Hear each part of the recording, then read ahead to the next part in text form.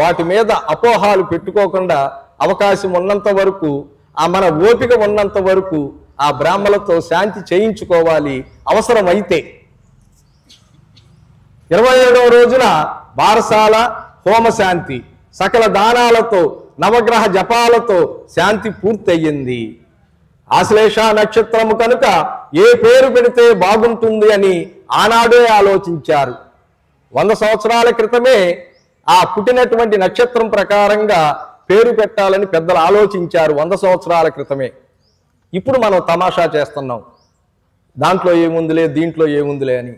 అనుభవించేది ఎవరు అండి? మనమే కదా.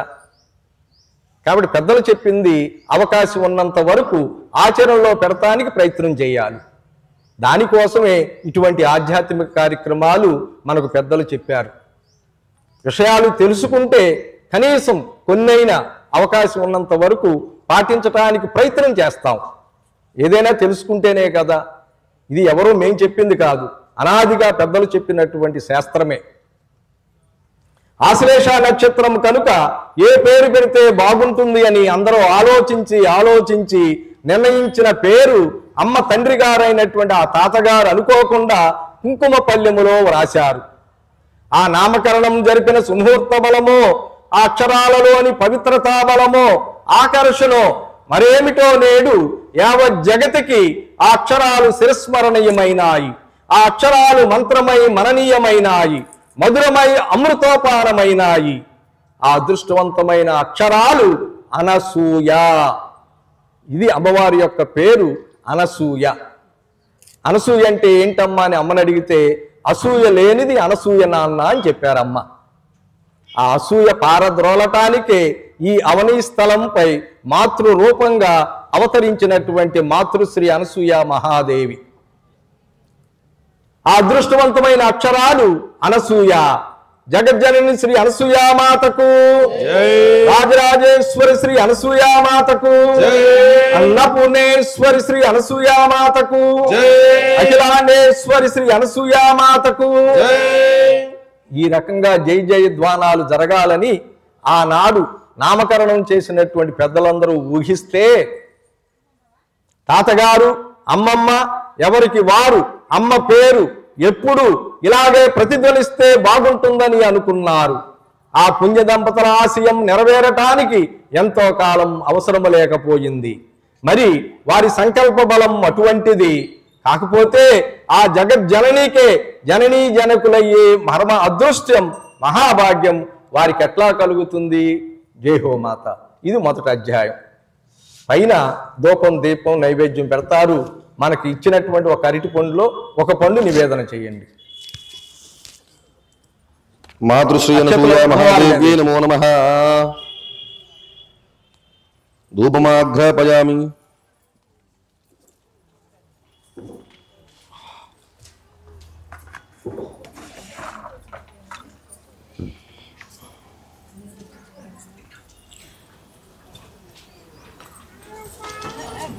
దాంట్లో వెలిగించేది దీపరాగా.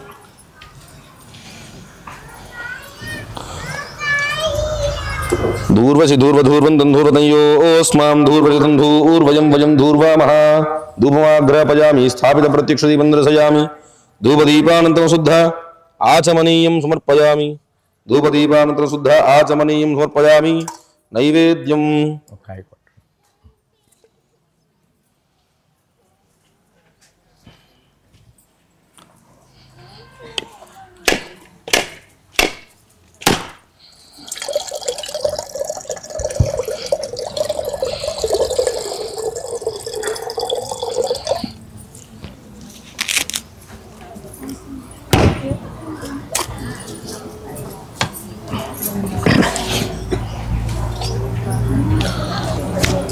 ఓం భూర్భువస్సువః తత్సవితుర్వరేణ్యం భర్గో దేవస్య ధీమహి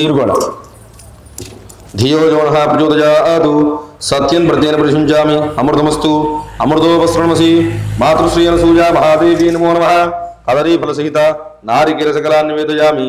ఓం ప్రాణాయ స్వాహ, ఓం అపానాయ స్వాహ, ఓం యానాయ స్వాహ, ఓం ఉదానాయ స్వాహ, ఓం సమానాయ స్వాహ. మధ్యే మధ్యే పానీం సమర్పయామి. హస్తో వృక్షాళయామి, పాదో వృక్షాళయామి, ముఖేషు శుద్ధ ఆచమనీయం సమర్పయామి ఉత్తరాకోశం సమర్పయామి తాంబూలం మీకు ఇచ్చినటువంటి తాంబూలాన్ని అట్లా చూపించండి ఒకసారి. పూగే ఫలేశకర్పూరే నాగవల్లిదలరితం ముక్తాచూర సమాయుక్తం తాంబూలం ప్రదృశ్యతాం తాంబూలం సమర్పయామి తాంబూల శ్రవణానంతరం శుద్ధ ఆచమనీయం సమర్పయామి నీరాజనం.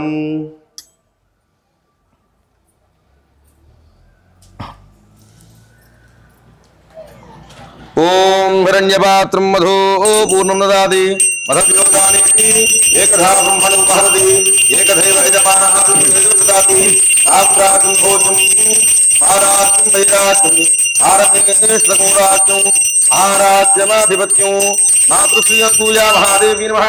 హారతిని అమ్మవారి పటానికి అద్దండి అందరూ. జగన్మాతః అర్కగ్రామ నివాసిని శ్రీమన్నాగేశదయతే తుభ్యం దేవ్యస్తు మంగళం. నమస్కరోమి. హర నమ పార్వతీపతయే హర హర మహాదేవ. మాతృశ్రీ అనసూయా మహాదేవికి మంత్రపుష్పం ఒక పుష్పంలో నక్షత్రం వేసేనమ్మా. అక్కడ జగదంబాయ చ విద్మహే నాగేశ పత్ని ధీమహి తన్నో అనసూయా ప్రచోదయాత్. అనసూయా మహా ఇటువంటి రెండు పుష్పాలు.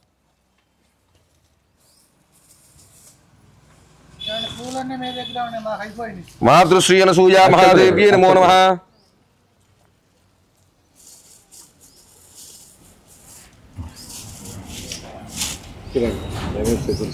మాతృశ్రీ అనసూయా మహాదేవి నమో నమః. తమ పాదారుండయో దివ్య సువర్ణ మంత్రం సమర్పయామి. మళ్ళీ అక్షతలు తీసుకోండి పుష్పం వేసిన తర్వాత. 2వ అధ్యాయం ప్రారంభం అవుతుంది. మళ్ళీ శ్రద్ధగా వినండి.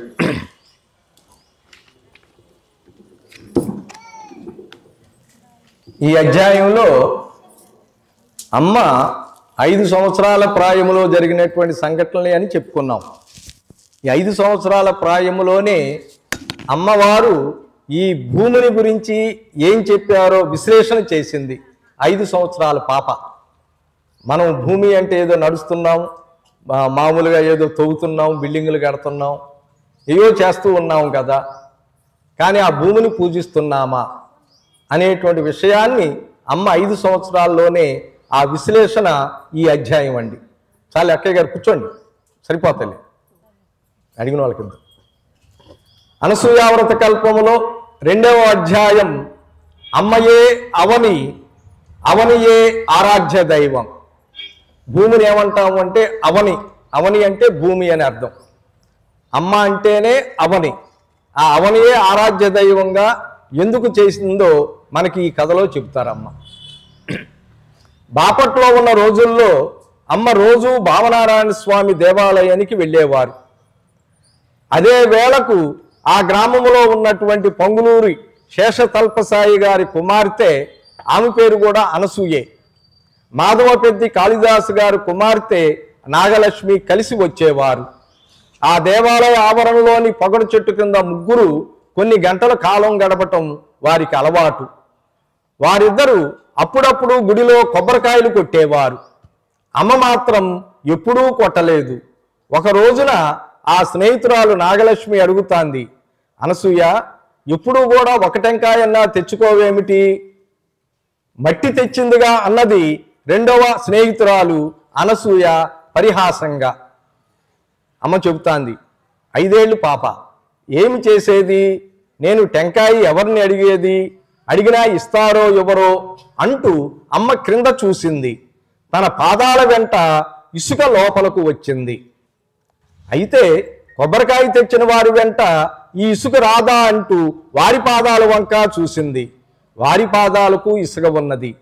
అసలు పాదాలకు ఇసుక గాని మట్టి గాని ఎందుకు అవుతుంది అని వారిని అమ్మ అడిగింది. నేల మీద నడుస్తాము కనుక అన్నారు వారు. మరి నేలపై నడవని వారు ఎవరైనా ఉంటారా అని అమ్మ అడుగుతూ ఉండగా అందరూ కలిసి ఆ దేవాలయ ప్రాంగణము దాటి లోపలకు వస్తారు. మనుషులు అధిక భాగమే నేలపైననే నడుస్తున్నారు. ఏ కొందరో కార్లలోనో సైకిళ్లపైనో వెళుతున్నా అవి నేలపైనే నడుస్తున్నాయి. పశువులన్నీ నేలపైనే నడుస్తున్నాయి. పక్షులు చెట్లపై వాలి ఉన్న ఆ చెట్లు భూమి ఆధారంగానే ఉన్నాయి. వాటన్నింటినీ గురించి వారికి వివరిస్తూ అమ్మ లోపలకు వచ్చి ఆ కోసుకొచ్చినటువంటి కొన్ని పూలు, తులసి దళాలు తీసుకుని దేవాలయంలోకి వెళ్తుంది. అర్చకుడు అన్యకార్య నిమగ్నుడై ఉన్నందున అమ్మ ఆ తెచ్చిన పూలను, ఆ తులసి దళాలను నేల మీద పెట్టి మౌనంగా నుంచుంటుంది అక్కడ. అర్చకుడు చూసి, అయ్యో అయ్యో క్రింద పెడతావేమి, తప్పు కాదు, అమ్మవారి పూలు క్రింద పెట్టవచ్చునా అన్నాడు. అమ్మ చెబుతాంది, చెట్టు క్రిందనే మొలిసింది కదా అని క్రిందనే పెట్టాను. పూలు ఎక్కడ పూసినాయండి? చెట్టు ఎక్కడుందండి? క్రింద. చెట్టు క్రిందనే మొలిసింది కదా అని క్రిందనే పెట్టాను, తప్పు అని తెలియదు, అయితే చెట్టు క్రింద మొలవటం కూడా తప్పేనా అని ఆనాడు అమ్మ అడిగింది వారిని. ఆ ప్రశ్నకు ఆ అర్చకుడు సమాధానం చెప్పేవాడో చెప్పలేనివాడో గాని అంతలో చాలామంది దైవ దర్శనానికి రావడంతో అర్చకుడికి ఆ పరీక్ష తప్పింది. ఆ స్నేహితురాండ్రు ముగ్గురు బయటకు వచ్చి మండపంలో కూర్చుంటారు. వారిద్దరూ అమ్మకు ఒక కొబ్బరి చిప్ప ఇస్తారు. అమ్మ ఆ చిప్పను ముక్కలు చేసి, అక్కడ వేదాంతం చెబుతుంది అమ్మ, 5 సంవత్సరాల పాప. మనం కూడా దేవాలయానికి వెళ్ళినప్పుడు ఆ కొబ్బరి చిప్ప తీసుకుని అక్కడే కూర్చుని ముక్కలు చేసి తింటాం, అంతవరకు యథార్థం. కానీ అక్కడ అమ్మ ఏం చెబుతాందంటే, చూశారు ఒకటే అనేకమయ్యింది అన్నది. అంటే ఒక చెప్పే అనేక ముక్కలుగా మారింది. ఈ సృష్టి కూడా ఒకటే నాన్న, ఆ ఒకటే ఇన్నిటిగా మారింది. ఆ ఇన్నిటిగా మారిన దాంట్లో ఒకటిగా చూడటమే మన జీవిత లక్ష్యం. ఎప్పుడైతే ఆ అందరూ ఇదంతా కూడా భగవత్ స్వరూపం అని మనం భావిస్తామో, అందరం కూడా భగవంతుని బిడ్డలుగా అని మనం ఎప్పుడైతే ఆలోచన చేస్తామో, కొట్లాట్లు ఎందుకు వస్తాయి, ఇన్ని పోలీస్ స్టేషన్లు ఎందుకు వస్తాయి అంటే ఆ భావనలో నిలబడలేకపోతున్నాం. అదే అమ్మ చెబుతాంది. ఆ ఒక కొబ్బరి చెప్ప ముక్కలు చేసేటప్పటికి ఒకటే అనేకమైంది చూశారు అంటుంది. కానీ వారికి అందులో విశేషమేమీ కనిపించలేదు. వాళ్ళు మామూలుగానే ఊకొట్టారు. అమ్మ కూడా ఆనాడు వారికి అంతకంటే వివరించి చెప్పనూ లేదు. చీకటి పడింది. వారిద్దరు ఇళ్ళకి వెళదామన్నారు. కానీ అమ్మ ఇంకా కొంచెం సేపు అక్కడనే ఉంటానన్నది. వాళ్ళు వెళ్ళిపోయారు. అక్కడ అమ్మ అనుకుంటాంది, కొబ్బరికాయ అంటే ఏమిటి, కొబ్బరికాయ ఎందుకు కొట్టాలి? అమ్మ ఆ మండపంలో కూర్చుని గుళ్ళోకి వచ్చే ప్రతి మనిషిని అడిగింది. కుంటి ప్రశ్న, గుడ్డి ప్రశ్న అనుకుంటూ అందరూ వెళ్ళిపోయారు. తెలిస్తే తెలిసిందని చెప్పాలి, తెలియకపోతే ఊరుకోవాలి. కానీ అడిగిన వాళ్ళు ఏమంటున్నారు, తెలియకుండా తన తప్పు కప్పిపుచ్చుకోవటానికి ఆ కుంటి ప్రశ్న, గుడ్డి ప్రశ్న, ఏ సేవలే మా ప్రశ్న అంటూ అందరూ చెప్పకుండా వెళ్ళిపోతూ ఉంటారు. ఏ ఒక్కరూ నిలబడి సమాధానం చెప్పకపోయినా కనీసం అందుకు ప్రయత్నమైనా చేయలేదు. ఒకసారి జిల్లెలమూళ్ళలో ఏమవుతుందంటే, ఒక ఆయన వచ్చి అమ్మ దగ్గర కూర్చొని బాధపడుతూ ఏడుస్తూ ఉంటాడు. అమ్మ అడుగుతుంది, ఏంటి నాన్న ఏడుస్తున్నావంటే, ఏమీ లేదమ్మా, గుళ్ళో కొబ్బరికాయ కొట్టొచ్చాను, కుళ్ళిపోయింది, ఏం జరుగుతుందని భయంగా ఉందని బాధపడుతున్నాడు అతను. మనమైతే ఆ ప్రక్కన ఉంటే ఏం చేస్తాం, ఇంకొంచెం ఎక్కడికి వచ్చినా నీ కర్మ ఇంతేనంటారా అని చెప్పి కొంచెం వారికి సెగేస్తాం. కానీ తల్లి కదండి, అమ్మేం చెప్పిందో తెలుసా అండి, నాన్న కొబ్బరికాయ కుళ్ళిపోవటం కాదు నాన్న, కుళ్ళిపోయిందిరా. అక్షరాన్ని ఒక చిన్న మాటతో మార్చేసింది. కుళ్ళిపోవటం కాదు, కుళ్ళిపోయింది అంటే అర్థం ఏంటి? నీలో ఉన్న కుళ్ళ నీ పైన ఉన్న కుళ్ళ. వాడు కుళ్ళిపోయిందని బాధపడుతున్నాడు. అమ్మ ఇట్లా చక్కగా బిడ్డ బాధపడకూడదు అని చెప్పి, యథార్థమే అది. మనం కూడా ఏం భయపడక్కర్లా, ఏదో కొబ్బరికాయ కుళ్ళిపోతే ఏదో అది నేచురల్, అది ప్రకృతి ఇచ్చిందని మనం ఏం చేస్తాం? ఏదో అరటికాయలు తీసుకొచ్చి ఇంట్లో పెట్టి 4 రోజులు అయిన తర్వాత కుళ్ళిపోయిందంటే కుళ్ళిపోవు. కానీ న్యాచురల్గా వచ్చిన దాన్ని మనం ఏం చేస్తాం అంటే ఆ మూఢత్వాన్ని వదులుకోమని చెప్పేది అమ్మ. ఆ కుళ్ళిపోయిందనే మాట ఎప్పుడైతే వినపడిందో ఈ భక్తుడికి పరమానంద భరితుడైపోయాడు. అది తల్లి మనసు అంటే. ఆ రాత్రి ఆ ఆవరణలో స్థానాచార్యులు గారు అనేటువంటి ఒక పెద్ద ఆయన రామాయణం చెబుతూ పురాణం చెబుతున్నారు. అందులో అంతా ధర్మ ప్రబోధమే. పురాణ ప్రవచనం సమాప్తి కాగానే అమ్మ ఆచార్యుల వారి వద్దకు వెళ్ళి, ఆచార్యులు గారు, ఏమమ్మా ధర్మం అంటే ఏమిటి? చేసేది ధర్మమా, చెప్పేది ధర్మమా, చూసేది ధర్మమా, అసలు ధర్మం అంటే ఏమిటి అని 5 సంవత్సరాల పాప గబగబా అడిగేసింది. ఆయన అంటాడు, చిన్నపిల్లవు నీకెందుకమ్మా ఈ ప్రశ్నలు?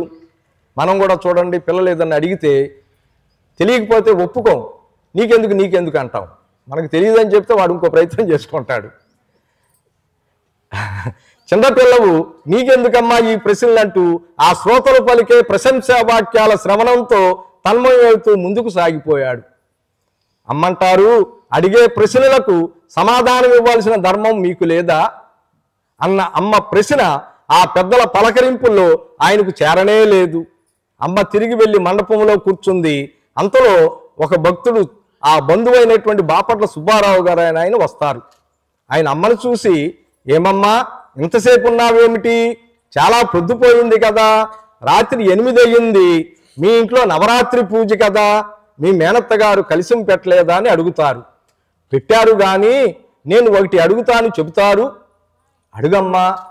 ఇద్దరం కలిసి ఆ పొగడి చెట్టు కింద కూర్చుందాం పదండి అని ఇద్దరు వెళ్ళి ఆ చెట్టు కింద కూర్చున్న తర్వాత అమ్మే ప్రారంభిస్తుంది.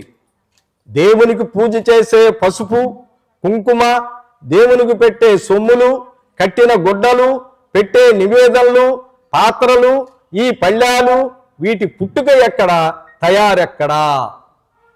ఇది 5 సంవత్సరాల పాప అడుగుతాంది. మనం జాగ్రత్తగా అన్నీ తీసుకొచ్చేసి పూజ చేస్తున్నాం. అసలు ఎక్కడి నుంచి వచ్చినాయి, దేనికోసం వచ్చినాయి, ఎట్లా వచ్చినాయి అని మనం కొంచెమన్నా ఆలోచిస్తున్నాం. కానీ సమాధానం దొరకాలి కదా. చెబుతున్నాడు, పసుపు భూములుండే, కుంకుమ అంటే పసుపుతో తయారైనదే కాబట్టి కుంకుమ భూమి నుండే, సొమ్ములంటే వెండి బంగారాలే కదా, అవి భూమి నుండే, గుడ్డలు నూలు నుండి, నూలు ప్రత్తి నుండి, ప్రత్తి భూమి నుండి, నివేదనలంటే అన్నము కూరలు కాయలు పండ్లే కదా, అన్నీ భూమి నుండే. ఇక పాత్రలు పళ్ళాలు అంటావా, అవి లోహాలు కదా, అవి భూమి నుండే అంటారు ఆ సుబ్బారావు గారు. ఇంతకు ఆ పూజ చేయించుకునే దేవుడు ఎక్కడ పుట్టాడు అని అడిగింది అమ్మ. ఇది పెద్ద ప్రశ్న. దేవుడు ఎక్కడ పుట్టాడంటే ఏం చెబుతామండి? నిన్నటిదాకా అయ్యప్ప దీక్ష తీసుకున్నారు మన గ్రామంలో కొంతమంది యువకులు, అయ్యప్ప దగ్గరికి వెళ్ళొచ్చారు. కొంతమంది శివమాల వేసుకున్నారు, శివుడి దగ్గరికి వెళ్ళొచ్చారు. కొంతమంది వెంకటేశ్వర స్వామిని మొక్కుకున్నారు, వెంకటేశ్వర స్వామి దగ్గరికి వెళ్ళొచ్చారు. కొంతమంది షిరిడీ బాబాని మొక్కుకుంటారు, షిరిడీ వెళ్ళొస్తారు.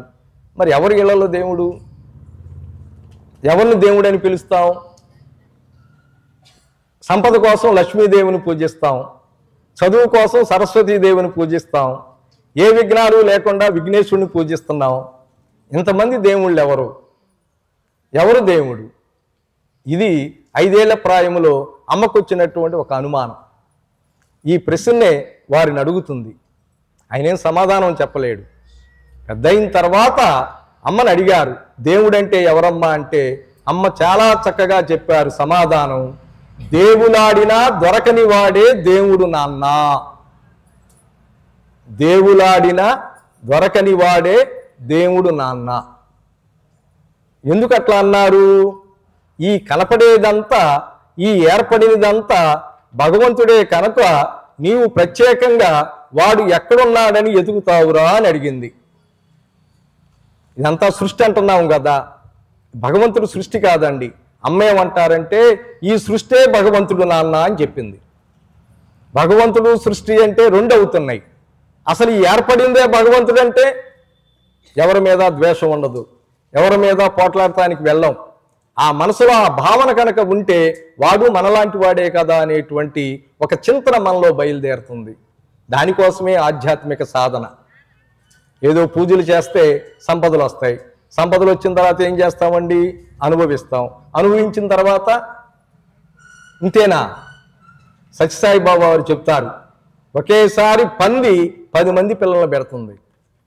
ఒకేసారి మనం 10 మంది పిల్లలు కనాలంటే 20 సంవత్సరాలు వయసు కావాలి. 20 సంవత్సరాలు పడుతుంది మనకి.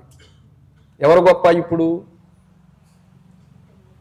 అన్ని జన్మల్లో కల్లా మానవ జన్మ గొప్పది అని శాస్త్రాలు చెబుతున్నాయి అని చెప్తున్నారు. మరి మానవ జన్మ గొప్పదైతే ఇన్ని కోర్టులు ఎందుకు వచ్చినాయి? ఇంతమంది లాయర్లు వచ్చారేంటి? ఇన్ని పోలీస్ స్టేషన్లు ఎందుకు వచ్చినాయి? కాబట్టి అన్నిటికన్నా మానవ జన్మ గొప్పదని అనుకుంటున్నామా? అనుకుంటున్నాం, కానీ ఉండటల్లా. అంటే ఉద్రేకాలు, కోపాలు. అందుకని ఇందాక చెప్పారు, ఈ పూజలు ఎందుకు అంటే ఆ అరిషడ్ వర్గాల్ని మనం క్రమక్రమంలో తగ్గించుకుంటూ రావటం కోసం. ఏదైతే ఆ కోపం ఉంటుందో దాన్ని తగ్గించుకోవాలి. అసలు ఇవన్నీ ఎందుకు వస్తున్నాయి, ఆ లోపల ఉన్న ఎందుకు బయటపడుతున్నాయి మనకి? ఇదిగో తీసుకునేటువంటి ఆహారం ద్వారా ఇవి బయటికి వస్తున్నాయి అని మనకు పెద్దలు చెప్పారు. ఏ ఆహారం అయితే తీసుకుంటామో దానికి సంబంధించినటువంటి ఆలోచనలే బయటకు వస్తాయంట. మనకు కూడా చూడండి, 4 రోజులు ఆవకాయ అన్నం వేసుకు తింటే ఏమవుతుంది? అది వరకు లేనటువంటి కడుపులో మంట అనేటువంటి వికారం వస్తుందా? ఆ లేనటువంటిది ఎందుకు వచ్చింది? ఇదిగో ఈ 4 రోజులు ఆవకాయ వేసుకోవటం వల్ల ఆవకాయకు ఉన్నటువంటి లక్షణాన్ని బహిర్గతం చేస్తుంది. అదేవిధంగా ఎప్పుడైతే ఈ మాంసాహారాన్ని మనం తరచుగా భుజించుస్తూ ఉంటామో ఆ మాంసాహారానికి ఉన్నటువంటి లక్షణాలు మన లోపల బయలుదేరతాయి. వాటి యొక్క ఆ ప్రభావమే మనకి ఈ కోపతాపాలకు కారణం.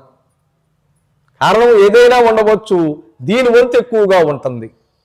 ఎప్పుడైతే మనం సాత్విక ఆహారం, కాయగూరలు తీసుకున్నామో ఆ కోపం అట్లా అణుగుతూ ఉంటుంది. ఒక రోజులో పోదు అది. ఇది కూడా ఒక కారణం. అందుకని పెద్దలు సాత్విక ఆహారం తీసుకోమంటారు.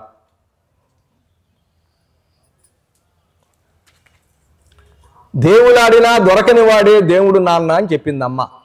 ఎందుకంటే ఈ కనపడేదంతా అదే అయినప్పుడు మనం ప్రత్యేకంగా ఎవరిలో ఉన్నాడని ఎతుకుతాం?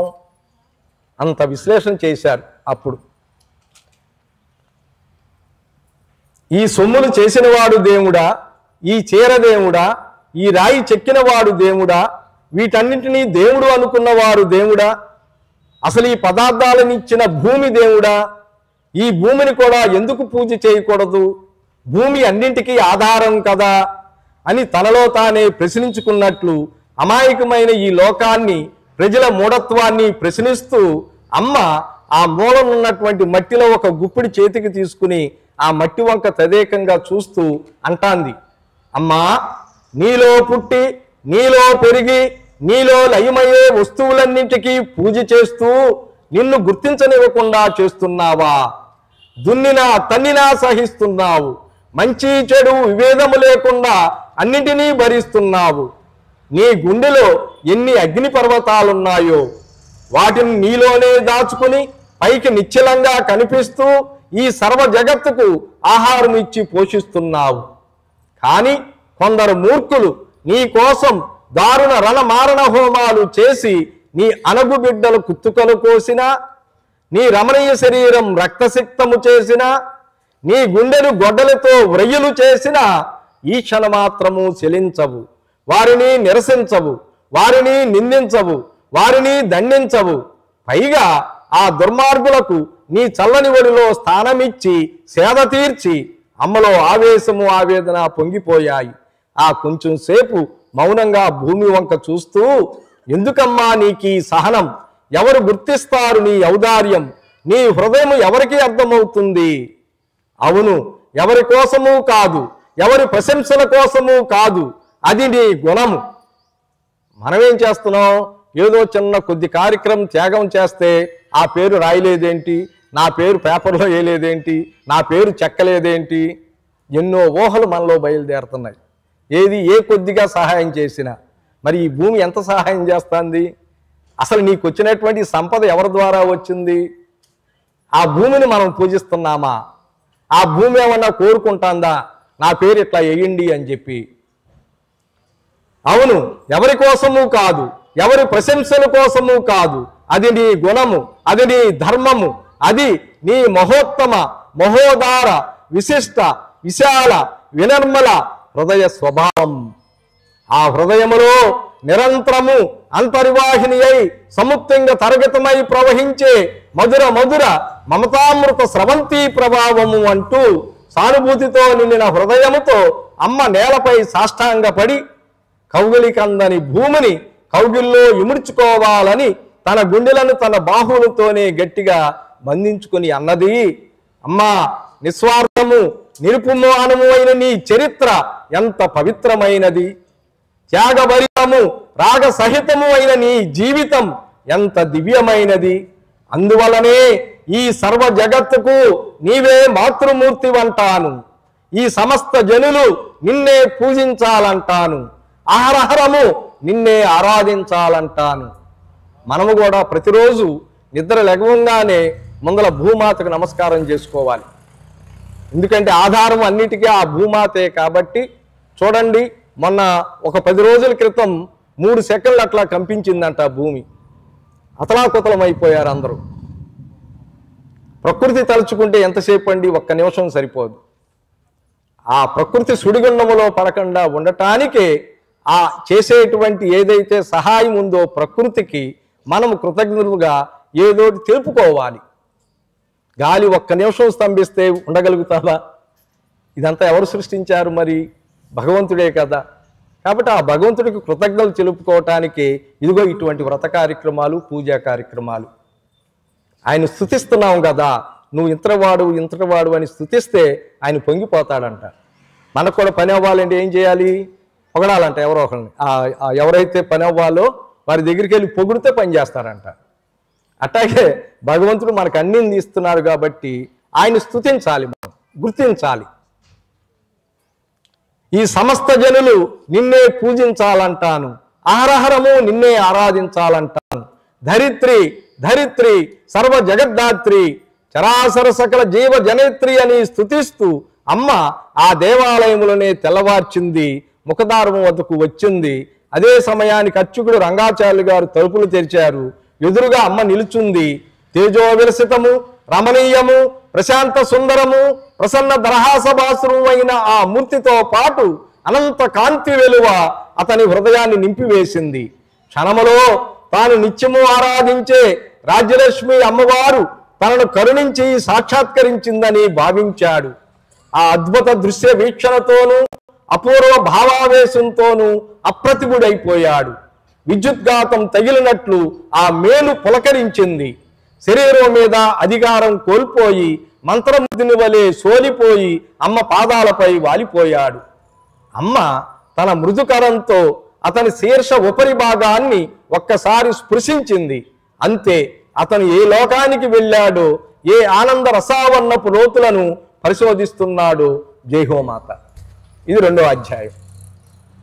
మాతృశ్రీ అనసూయ మహాదేవికి అనసూయ మహాదేవి నమో నమః. మీకు ఇచ్చినటువంటి అరటి పండు ఈ అధ్యాయానికి నివేదన చేయండి. ధూపమాఘ్రపయామి స్థాపిత ప్రత్యక్ష దీపం దర్శయామి ధూపదీపానంతరం శుద్ధ ఆచమనీయం సమర్పయామి నైవేద్యం.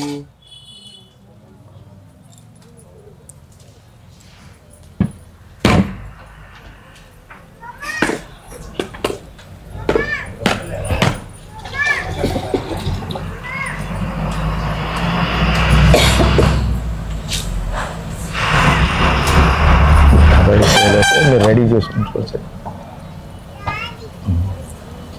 ఓం భూర్భువస్సువః మైక్ తీసుకోండి. ధియో యో నః ప్రచోదయాతు. సత్యం వృద్ధేన పరిశుంచామి అమృతమస్తు అమృతోపస్మృతి. మాతృశ్రీ అనసూయ మహాదేవి నమో నమః.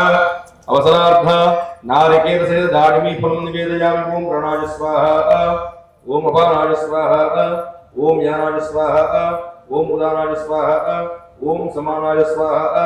మధ్యే మధ్యే పాణిః ప్రయామిస్తో వృక్షాళయామి. ఆదో వృక్షాళయామి శుద్ధ ఆచమనీయం సమర్పయామి. తాంబూలం. పూజలో ఉన్నాం. పూజలో ఉన్నాం. తర్వాత ముక్తాశూలసమాయుక్తం తాంబూలం ప్రదర్శనాం. తాంబూలం సమర్పయామి. తాంబూల శ్రవణాంత శుద్ధ ఆచమనీయం సమర్పయామి.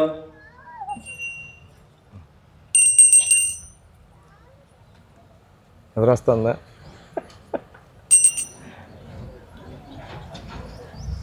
ఓం హిరణ్యవాసం మధు పూర్ణధారి పరద్రోధారేతి ఏకధా బ్రహ్మణో మహాదే ఏకధేవ యజమాన ఆరుత్రేదరుదాది. మాతృశ్రీ అనసూయ మహాదేవి నమో నమః. ఆనంద కర్పూర దివ్య మంగళ నీరాజనామి. నీరాజనాంత శుద్ధ ఆచమనీయం సమర్పయామి. మాతృదేవికి మంగళం, మంగళాంగికి మంగళం.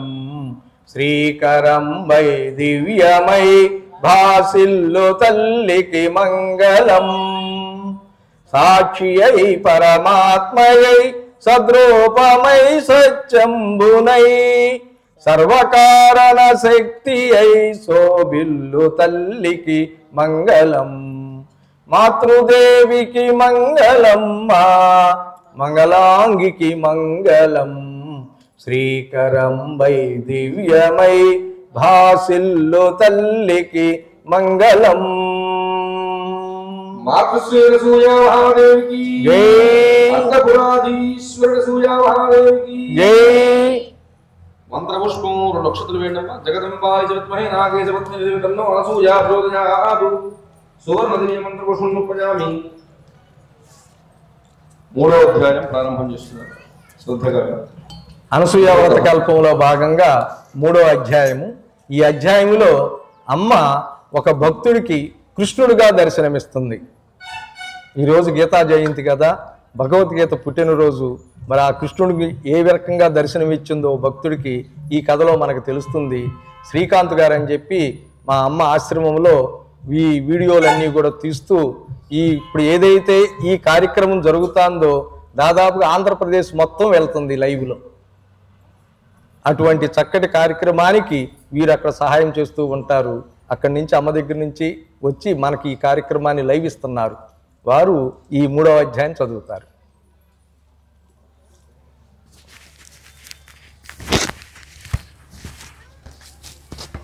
మాతృశ్రీ అనసూయ మహాదేవికి జై. 3వ అధ్యాయము. అమ్మే కృష్ణుడు, కృష్ణుడే అమ్మ. చింతల తోపు అంటే అమ్మకు చాలా ఇష్టం. చింతకాయలన్నా, చింతాకులన్నా, చింత చిగురన్నా, చింత రసం అన్నా అమ్మకు ఎనలేని ప్రేమ.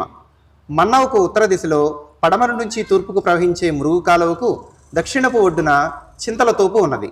ఒక ఎత్తైన చింత చెట్టు ఎక్కింది అమ్మ. చిటారు కొమ్మ మీదకి వెళ్ళింది. చుట్టూ చూసింది. అన్నీ చింతలే. ఇటు చూసినా చింతలే. అంతా చింతలమయం. ఇదేమిటి, కావాలని చింతల తోపు మధ్యకు వచ్చి చింత చెట్టు ఎక్కి కూర్చుని ఎటు చూచినా చింతలేనని ఆశ్చర్యపోతానేంటి అని అమ్మ తనలో తానే సన్నగా నవ్వుకుని ఆలోచించసాగింది. చింత చెట్టు ఉన్నది. దీనికి చిగురు వేస్తుంది, ముదురాకు ఉంటుంది, పూలు పూస్తాయి, లేత కాయలు కాస్తాయి, ముదురుకాయలుంటాయి, పండుకాయలు ఉంటాయి. అన్ని లక్షణాలు ఉన్నాయి. కానీ అన్ని లక్షణాలు ఒకేసారి చూపించలేకపోతున్నది. కాలాన్ని అనుసరించి లక్షణాలు బహిర్గతమవుతూ ఉంటాయి. గుణాలు కూడా కాలానికి కట్టుబడుతున్నాయన్నమాట. గుణాలు కూడా కాలానికి కట్టుబడతాయన్నమాట అనుకుంటూ ఉండగా అమ్మ ఎక్కి నిలుచున్నటువంటి కొమ్మ ఆ పావన పాదస్పర్శతో పునీతమై జీవన లక్ష్యమే సఫలీకృతమైనట్లు తనకు ఇక జీవితం మీద వాంఛయే లేనట్లుగా విరిగిపోయింది. వెంటనే అమ్మ ప్రక్క కొమ్మ పట్టుకున్నది.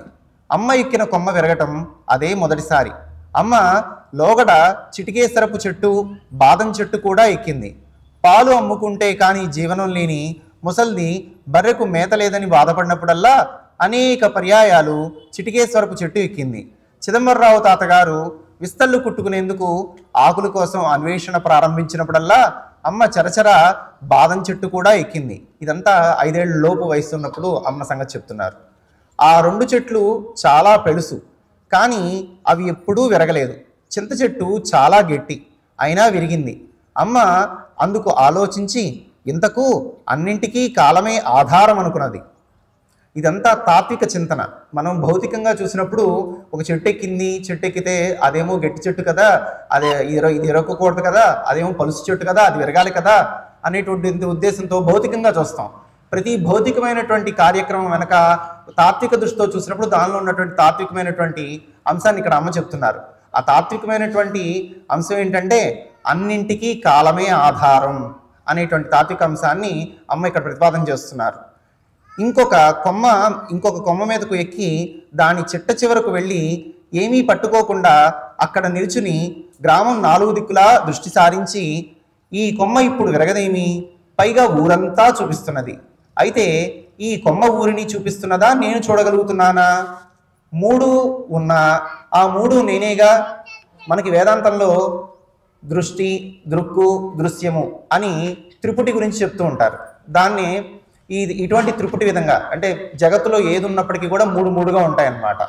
ఇక్కడ అమ్మ 5 ఏళ్ల వయసులోనే తన యొక్క తాత్విక చింతనని ప్రతిబింబిస్తూ ఈ యొక్క గ్రంథాన్ని కూడా అమ్మ స్వయంగా చెప్పారు. చెప్తుంటే ఒక అన్నయ్య గారు రాశారు. ఆ రాస్తున్నటువంటి అన్నయ్య గారికి అమ్మ 5 ఏళ్ల వయసులో జరిగినటువంటి ఘటనలన్నీ కూడా అమ్మ సుమారు ఒక 70 ఏళ్ళు 80 ఏళ్ల ప్రాయంలో ఉన్నప్పుడు ఆ అన్నయ్య గారికి వివరిస్తూ ఉంటే అమ్మ చెప్తున్నటువంటి మాట కేవలం చుట్టూతో 10 మంది 20 మంది ఉన్నప్పటికీ కూడా ఆ అన్నయ్య గారికి మాత్రమే వినిపించసాగింది. ఇప్పుడు ఈ ఘటన అంతా కూడా అమ్మ ఆ అన్నయ్య గారికి చెబుతుంటే ఆయనకి దృశ్యమానమైంది. ఇవాళ గీతా జయంతి అన్నయ్య గారు చెప్పినట్టుగా మనకి గీతా జయంతి మనందరికీ ఎలా తెలుసు, భగవంతుడైనటువంటి కృష్ణుడు అర్జునుడికి ఏదో బోధ చేస్తున్నాడు. కానీ మనం నేరుగా కృష్ణుడి నుంచి వినలేదు, అర్జునుడు మనకి చెప్పలేదు. ఈ దృశ్యం అంతా ఎవరు చెప్పారు? సంజయుడు ధృతరాష్ట్రుడికి చెప్పాడు. ధృతరాష్ట్రుడికి కళ్ళు లేవు. వీళ్ళిద్దరూ ఒక చోటు ఉన్నారు. ఇప్పుడు ఈ ప్రోగ్రామ్ని లైవ్లో ఎలాగైతే చూస్తున్నారో ఆ సమయంలో భగవద్గీత జరిగినటువంటి సమయంలో సంజయుడు ధృతరాష్ట్రునికి తనకున్నటువంటి ఒక దివ్యనేత్రం ద్వారా అక్కడెక్కడో కురుక్షేత్రంలో జరుగుతున్నటువంటి ఘట్టాన్ని ఎట్లాగైతే వివరించి చెప్పాడో అదేవిధంగా ఒక 75-80 ఏళ్ల వయసులో అమ్మ తాను అర్కపురిలో అంటే జిల్లెలమూడిలో తన మంచం మీద శయన స్థితిలో ఉంటూ ఒక అన్నయ్య గారికి తన బాల్యంలో జరిగినటువంటి ఘట్టాలన్నీ కూడా ఈ విధంగా వివరించసాగిందనమాట. ఆయన అమ్మ చెబుతుంటే ఆయనకు మాత్రం వినపడేది, మానసికంగా ఆ దర్శనం కూడా జరిగేది. భగవద్గీతకి ఇది సారూప్యం అన్నమాట. అన్నయ్య గారు నాకు మంచి అవకాశం ఇచ్చారు. ఈ కొమ్మ ఇప్పుడు విరగదేమి అమ్మ మనసులో ఉన్నటువంటి ఆలోచనలు, 5 ఏళ్ల వయసులో ఉన్నటువంటి అమ్మ ఆలోచనలు. ఈ కొమ్మ ఇప్పుడు విరగదేమి, పైగా ఊరంతా చూపిస్తున్నది. అయితే ఈ కొమ్మ ఊరిని చూపిస్తున్నదా, నేనే చూడగలుగుతున్నానా? 3 ఉన్నా ఆ 3 నేనేగా. చెట్టు ఉన్నదని గుర్తించింది నేను, చెట్టు ఎక్కింది నేను, కొమ్మ విరిగినట్లుగా గుర్తించింది నేను, మరొక కొమ్మను ఆధారం చేసుకున్నది నేను, చిటారు కొమ్మను ఎక్కింది నేను, ఊరు 4 వైపులా చూచింది నేను, ఇదంతా నేనేనని అనుకున్నది నేను అనుకుంటూ 2-3 చెట్లకు అవతల తల వంచుకుని నడిచి వెళ్తున్న గంగరాజు పొన్నయ్య గారిని అమ్మ కేక వేసింది. అక్కడ ఎవరో ఒక ఆయన వెళ్తున్నారట, ఆయన పేరు గంగరాజు పొన్నయ్య గారట. ఈ చెట్టు మీద నుంచి ఓ పొన్నయ్య గారు అని చెప్పి అమ్మ కేక వేసింది. తాతగారు వేణుగానం లాంటి ఈ కంఠం, ఆ శబ్దం ఎక్కడి నుండి అని పొన్నయ్య గారు గిరగిరా తిరిగారు. ఆయనకి ఎవరో పిలిచినట్టుగా వినబడింది, తాతగారు అని వినబడింది. ఆయన అటు ఇటు చూశారు, ఎక్కడ ఆయనకి ఎవరు పిలుస్తున్నట్టు కనిపించలేదు. ఎందుకని? ఈమెమో చెట్టు కొమ్మనెక్కింది కదా, జనరల్గా ఇటు పక్కన అటు పక్కన ఉండి పిలుస్తారు, చెట్టు కొమ్మనెక్కి పిలిచేటువంటి సాహసం ఎవరు చేయరు కదా. సో ఆయన కనబడలేదు. ఆత్మ ప్రదక్షిణం చేసినట్లుగా మళ్ళీ అదే పిలుపు, అంటే ఆయనకి నలుదిక్కులో వినబడింది అనమాట, తాతగారు అనే పిలుపు. తాతగారు ఆ పిలుపులోని స్వరతరంగాలు పున్నయ్య గారిలోని అణువణువును స్పృశించాయి. తనువెల్లా పులకాంకితమైనది. తల పైకి ఎత్తారు.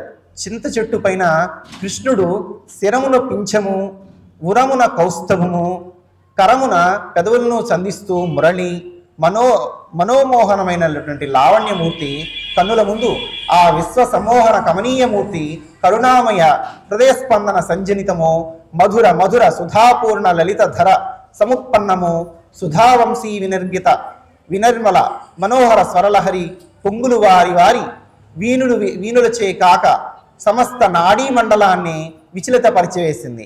కృష్ణ అని పొన్నయ్య గారు పారవస్యులై పులకాంగితులై కేకవేసి ఆ చెట్టు క్రిందకు పరిగెత్తి తలపైకెత్తారు.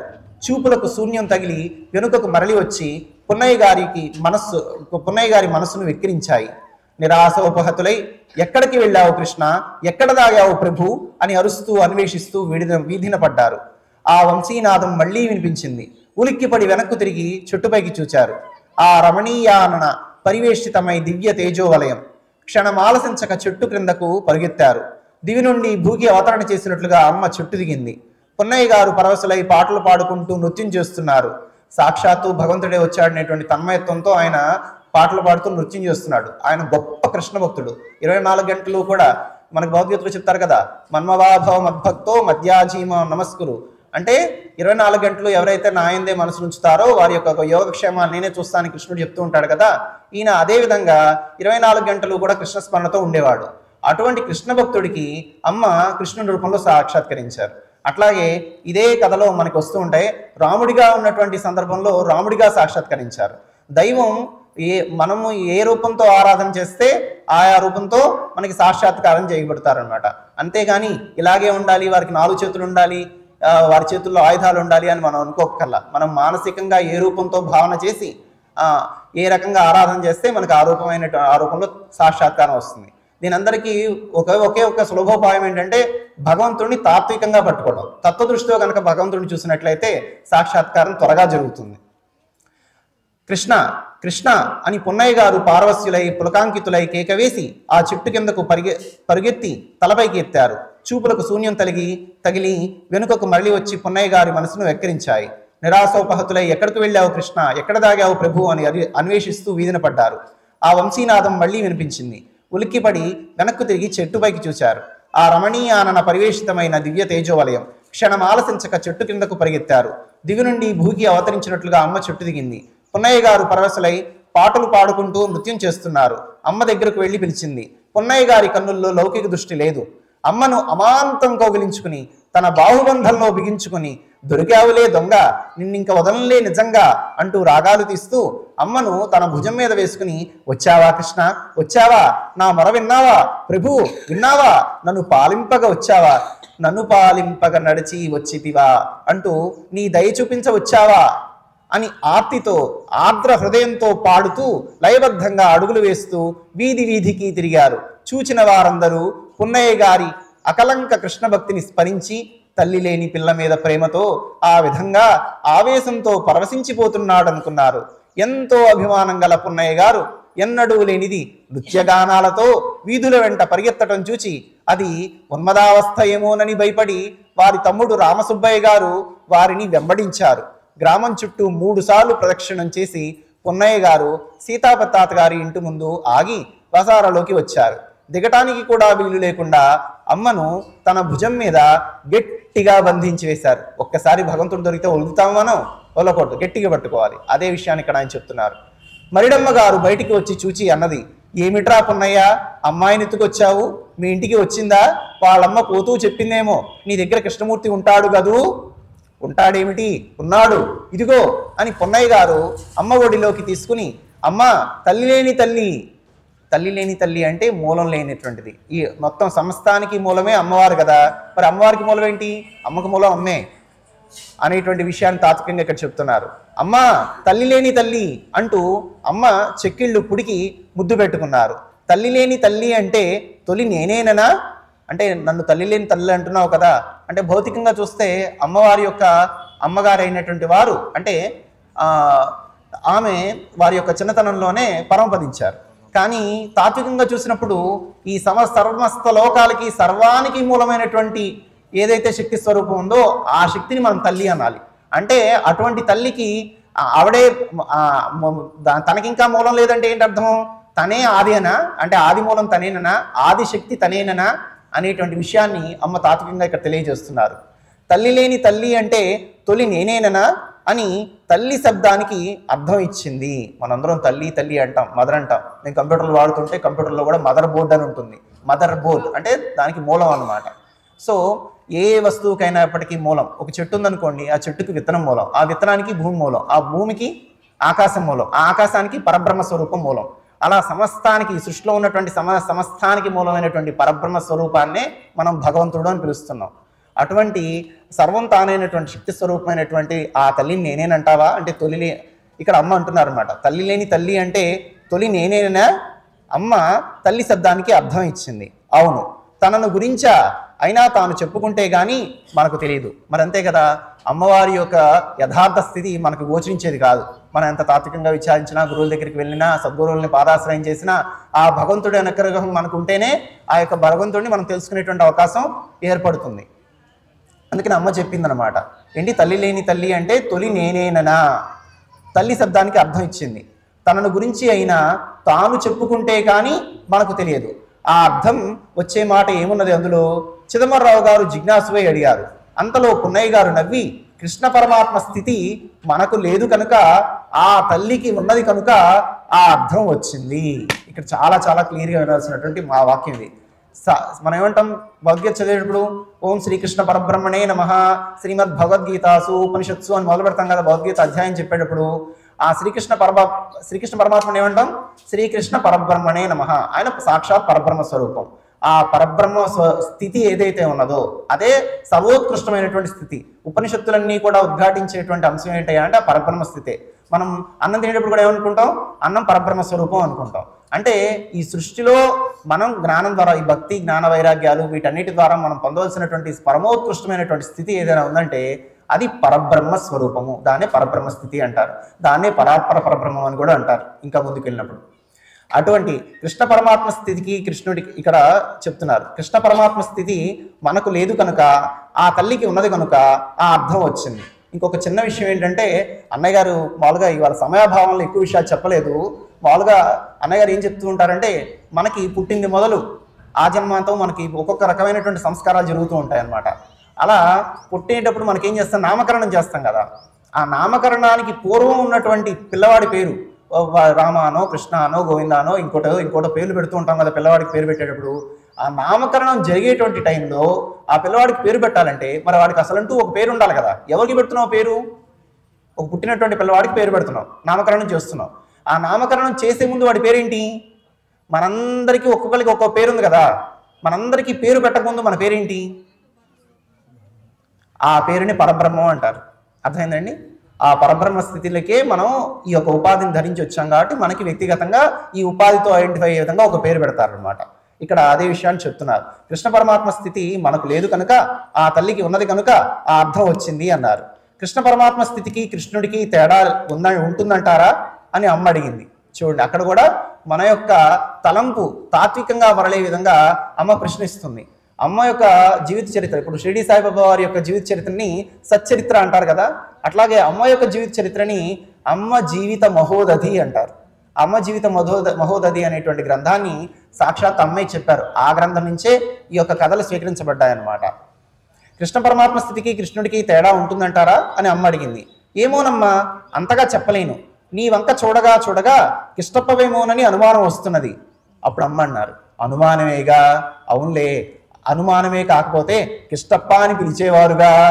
చూడండి, ఇక్కడ కూడా అంటే మనం ఒకవేళ దేవుడిగా మనకి దేవుడు ఆ అనుభవానికి వచ్చినప్పటికీ కూడా మనకున్నటువంటి ప్రాపంచిక లౌల్యం వల్ల ఆ దేవుడిని దేవుడని గుర్తించలేమన్నమాట. ఇక్కడ ఆ విషయాన్ని అమ్మ మనకి క్లియర్గా చెప్తున్నారు. అందుకని మనం విశ్వాసం ఎలా ఉండాలంటే రాక్ లైక్ ఫెయిత్, అంటే ఒక బండరాయి ఎట్లాగైతే కదలకుండా ఉంటుందో భగవంతుడి పైన ఆ రకమైనటువంటి చెదరైనటువంటి విశ్వాసం ఉండాలంటారన్నమాట పెద్దలు.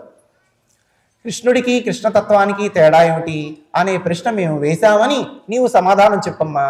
నిజానికి అమ్మకి 5 ఏళ్ల వయసు ఉన్నప్పటికీ కూడా అమ్మ తాత్విక చింతన అపారమైనటువంటిది, అగాధమైనటువంటి లోతు కలిగినటువంటిది.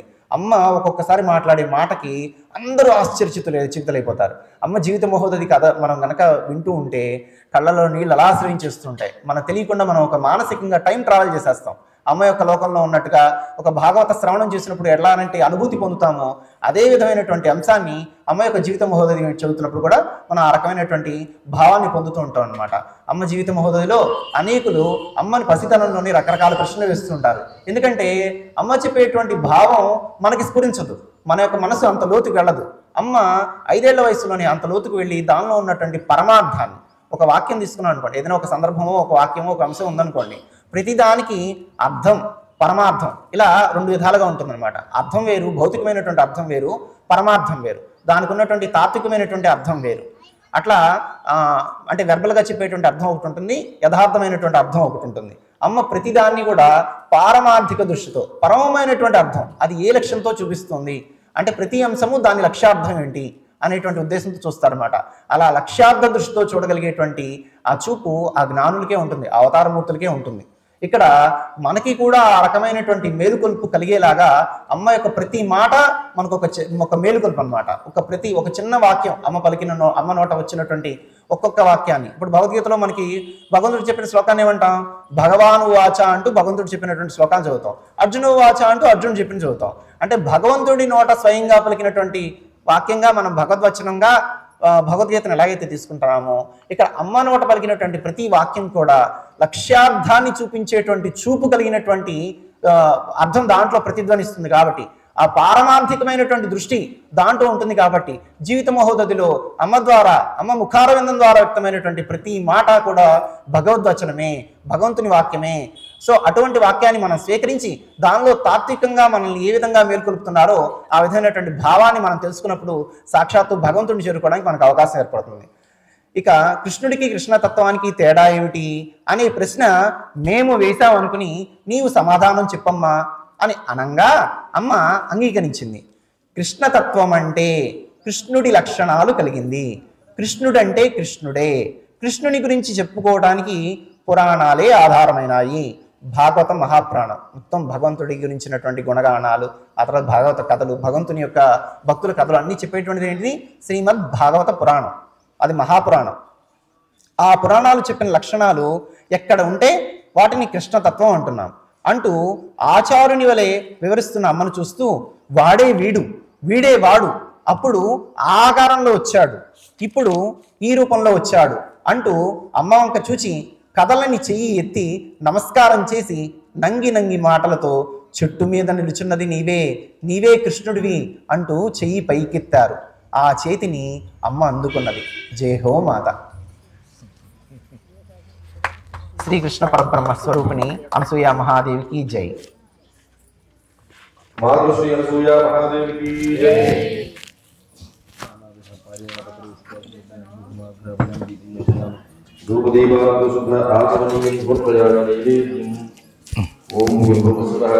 మీ దగ్గర ఉన్నటువంటి ఇంకో పండు నివేదన పెట్టండి.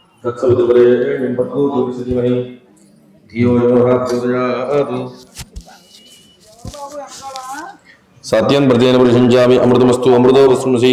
మాతృశ్రీ అనసూయ మహాదేవ ద్రాక్షాఫలాం సహిత నారికేరసకరాన్ని నివేదయామి. ఓం ప్రణాయ స్వాహ, ఓం వానాయ స్వాహ, ఓం యానాయ స్వాహ, ఓం ఉదానాయ స్వాహ, ఓం స్మానాయ స్వాహ. మధ్యే మధ్యే పాణి సమర్పయామి. స్థో వృక్షాళయామి, పాదో వృక్షాళయామి, శుద్ధ ఆచమనీయం సమర్పయామి. తాంబూలం పూగి ఫలేశకర్పూరే నాగవల్లిదం ముక్తా చులసమాయుక్తం తాంబూలం ప్రతిక్షతాం. తాంబూల చర్వణానంత శుద్ధ ఆచమనీయం సమర్పయామి. నీరాజనం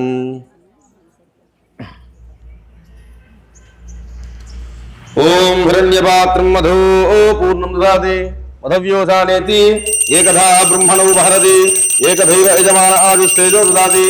అందరూ పదాలు కట్టుకోండమ్మా అమ్మవారి పఠానికి. సామ్రాజ్యం భోజ్యం స్వరాజ్యం వైరాజ్యం భారమే రాజ్యం మహారాజ్యమాధిపత్యం ఆనందకర్పూర్ణి నమస్కారం. కళ్ళకద్దుకోండమ్మా ఇప్పుడు. నమస్కరోమి. పరమాత్మవైన నా అమ్మా నిరాజనం ముగైకొమ్మా, నిరాజనం ముగైకొమ్మా. సుడిగాలిలో సొక్కి సోలి సడిలేని నీ వడిలో వ్రాలి జడప్రాయమైన జీవాలి దరి చేర్చు తల్లి నివాలి. పరమాత్మవైన నా అమ్మా నిరాజనం ముగైకొమ్మా.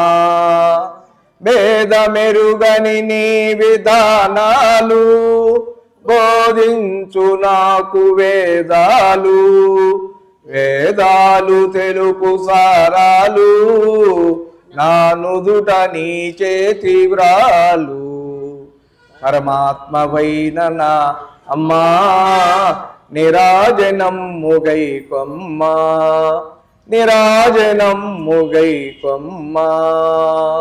మాతృశ్రీ అనసూయామాయికి జగదంబాయి జపత్మహే నాగేశపత్ని ధీమహి తన్నో అనసూయా ప్రచోదయాదు. సువర్ణదీయ మంత్రపుష్పం సమర్పయామి.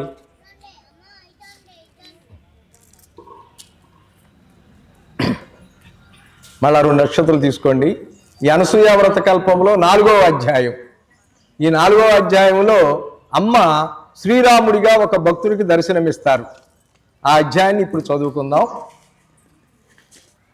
శ్రీరామునిగా అమ్మ అవ్యాజానురాగం. ఒకసారి అమ్మ ఆ మరిడమ్మ తాతమ్మ గారు గుంటూరు బ్రాడీపేట 3వ లైన్లో చింతపల్లి రామచంద్రరావు గారి ఇంటికి వెళతారు. ఆ ఇంట్లో రామచంద్రరావు గారు తమ్ముడైన గుండేలురావు గారు పక్షవాతంతో 20 సంవత్సరం నుండి బాధపడుతూ ఉంటారు. ఆయనకు భార్యా పిల్లలు లేరు.